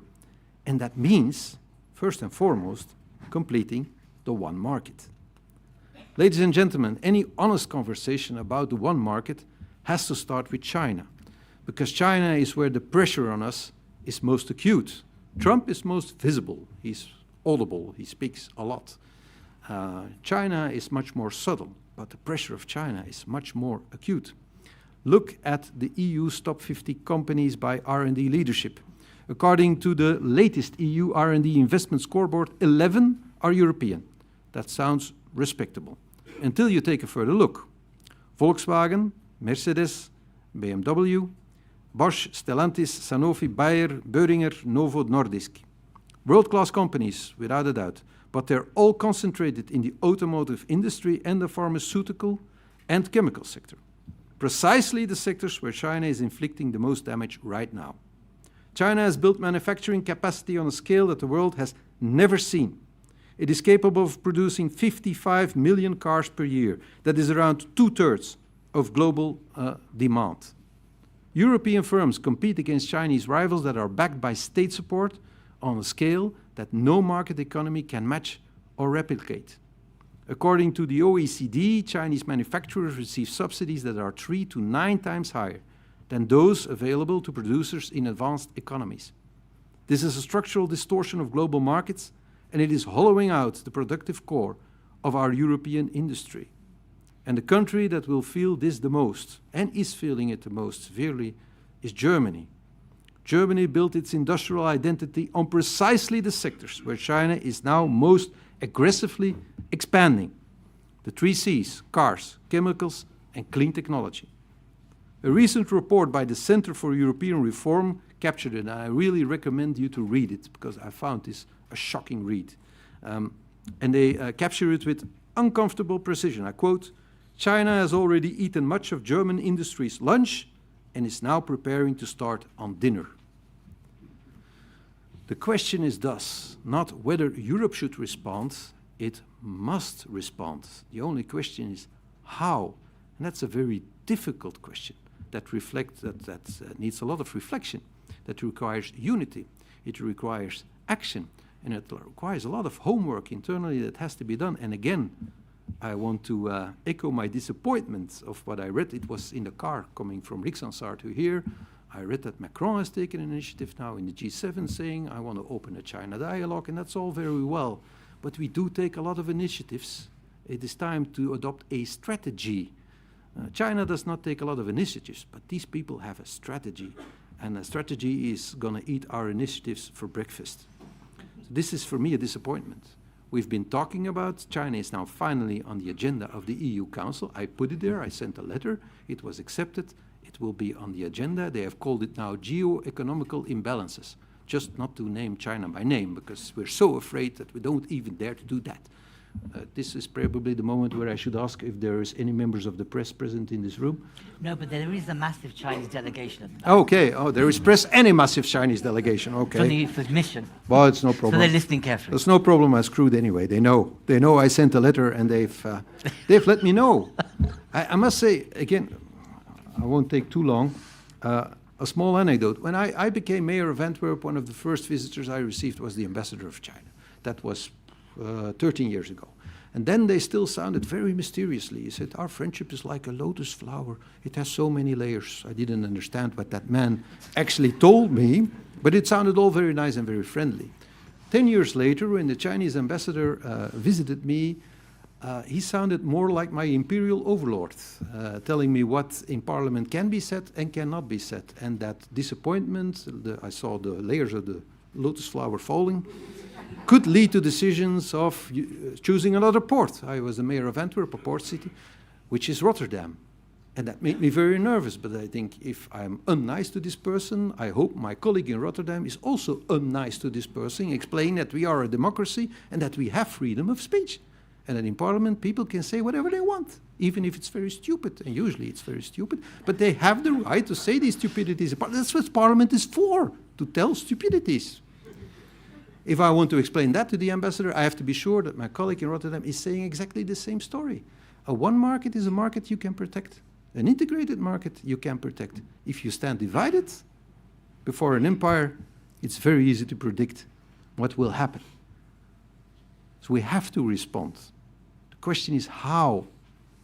And I want to be very careful here, because the wrong response would be as damaging as no response at all, or even more damaging. We should, first and foremost, not copy the mistakes of others. Europe does not have the fiscal space for subsidy wars. I should say this in French, maybe, if you understand what I mean. No fiscal space for subsidy wars. I could say it in German as well, because they're just as bad in the last few years. A European win should be a European win. Let's not start subsidy wars. And even if we would start a subsidy war against China, that path leads to a race to the bottom that ultimately serves no one. A level playing field and reciprocity remain key. Blanket protectionism would raise costs for European consumers and businesses, fragment the internal market even further, and invite retaliation against our exports. So our response must be targeted, it must be coherent, it must be grounded in a rules-based order that we have always championed. That means accelerating existing trade defense instruments far more assertively, but correctly. It means advancing de-risking through diversification of the value chains, reducing critical dependencies, and operationalizing the safeguard instruments we have already designed but too rarely deployed. And it means insisting on reciprocity, in market access, in intellectual property, in technological standards. But there is the strategic point that often gets lost in these kind of debates. Defending what we have is not the same as building what we need. And this is where the one market becomes not just a trade policy instrument, a defensive instrument, but also a geopolitical one. The countries that will matter in the world of competing empires are not necessarily the largest. They are the ones that are indispensable, the ones that control choke points, anchor supply chains, provide capabilities that others cannot easily replicate. Europe's ambition should be precisely that, to become indispensable in the value chains that will define the next decades. In clean technology, in advanced manufacturing, in life sciences, in the digital infrastructure that a sovereign Europe needs to build. We cannot wall ourselves off. That would be a grave mistake. Our one market must be an open market. We have to be so deeply embedded in global systems that our leverage is structural and not incidental. That is the strategic case for completing the one market. Ladies and gentlemen, the one market is the most powerful economic tool Europe possesses. 450 million consumers, the world's largest trading bloc, a regulatory framework that, when it works, gives European companies a platform to scale that no member state can ever match. And yet, we have not fully built it, far from. In financial services, capital remains stubbornly national. European savings, and we are a continent of loyal savers, they flow into domestic banking systems and government bonds rather than into cross-border investment that could fund the next generation of European companies and champions. The result is that innovative firms either stay small or they leave, and if they leave, they go to the United States, where deep capital markets, large venture funds, and a single legal framework allows them to scale at speed. Completing the savings and investment union is a strategic priority. It's common sense. Deeper capital pools, better risk sharing, stronger support for scale-ups, and real retail participation in equity markets. These are the conditions for European companies to compete at a global scale. But capital markets alone, of course, will not be enough. If we truly want European companies to scale across the continent, we also need to make progress on the famous 28 regime. We talked about that in Alde Bies, and Enrico, you were there. For too many businesses, expanding across Europe still means navigating 27 legal systems. You told it. It's so complicated. 27 tax codes, pharmaceutical industry. We just debated it this morning. 27 tax codes, 27 administrative cultures. The compliance costs alone are a barrier to growth. You know that more people in Europe work on compliance than on innovation? Almost double. 3.9% of the workforce versus 1.6%, if I'm not mistaken. These are numbers that say it all. A common, optional legal framework for businesses that want to operate EU-wide from day one would complement national systems, giving firms that aspire to European scale a single set of rules to follow. I want to be clear about the scope here. The 28 regime must focus on what is generally European to organize, company law. Let's be realistic, taxation and labor law will remain national competence for the foreseeable future, and we should not pretend otherwise. But within those constraints, there is real room to simplify and to make Europe more attractive for companies we want to keep, and also for the ones that we want to attract and see grow. Ladies and gentlemen, European economic integration, I'm almost there, has rarely... I don't want to stop you because I I'm a feel resident you of looking Belgium, at me. you're the I Prime feel Minister. your eyes prying and I say, finish, please finish. Okay. I'm almost there. I'm almost there. European economic integration has rarely begun with all member states moving simultaneously. It has always begun with a smaller group willing to go further and faster, creating the gravitational pull that eventually draws others in. The internal market itself, Schengen, the euro, each started as a coalition of the willing. The Benelux countries, my country, Netherlands, Luxembourg, they have historically played that role. Belgium, the Netherlands, and Luxembourg have served as a laboratory for European integration more than once. Not because we are the largest, far from it, but because we share borders, economies, and a deep institutional understanding of what integration actually requires. If a group of member states is willing to pilot a generally European company framework, a Benelux initiative could be the starting point. It could deliver a blueprint to be rolled out more broadly. Enhanced cooperation is already possible under the treaty. We do not need unanimity to begin. We just need the courage to go first. Ladies and gentlemen, Enrico Letta's initiative, this coalition of action, this commitment to delivering a completed one market by 2028, I think that's very ambitious. I hope we will get there. It is so important, precisely because it starts bottom up. It goes to businesses and trade unions, to academics and civil society, to the companies and the workers who actually experience the fragmentation of our market every day and pay the price for it. That matters because the one market is not a technocratic project. It never was. It is a promise. It is a promise to the entrepreneur in Seville who wants to sell across the continent, to the pension saver in Warsaw who deserves access to deeper capital markets, to the engineer in Munich whose startup is being undercut by subsidized competitors, to the nurse in Marseille, the student in Bologna, the small business owner in Sofia. And it is a promise to every European consumer who will benefit from increased choice and better prices. If completing the one market stays the project of politicians, officials, and economists, it will be incomplete. It needs to be owned by the people it is meant to serve. Europe, in a new age of empires, has one decisive advantage. It is the only large economic actor in the world that is also a genuine community of values, a union of democracies that has chosen integration over domination. And that is worth being proud of, that is worth defending, and it's worth building on. Europe has everything it needs to shine as a pole star. The question is whether we are all willing to remove the obstacles that dim our light, and whether we can broadly motivate our societies to shoulder this crucial effort. The one market is our most powerful instrument to get there. Completing it is not just an economic necessity, it is a strategic imperative. I thank you.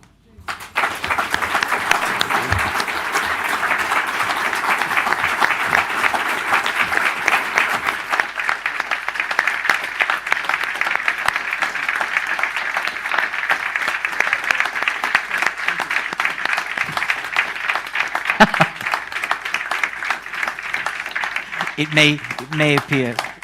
may appear rude, but it's not meant to be. You are well worth the wait, clearly, as you can see from the reaction.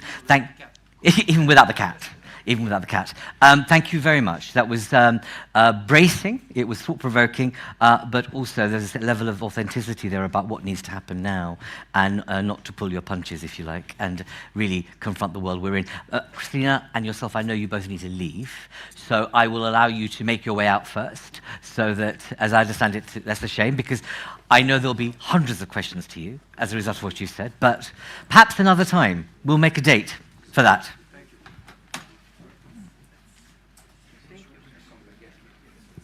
See you. Thank you. That's not a cycle that needs to be. Okay. You can. Enjoy yourself. There is lunch upstairs. Look after yourselves and give us feedback if you can about how you felt this went. Thank you all very much. Take care.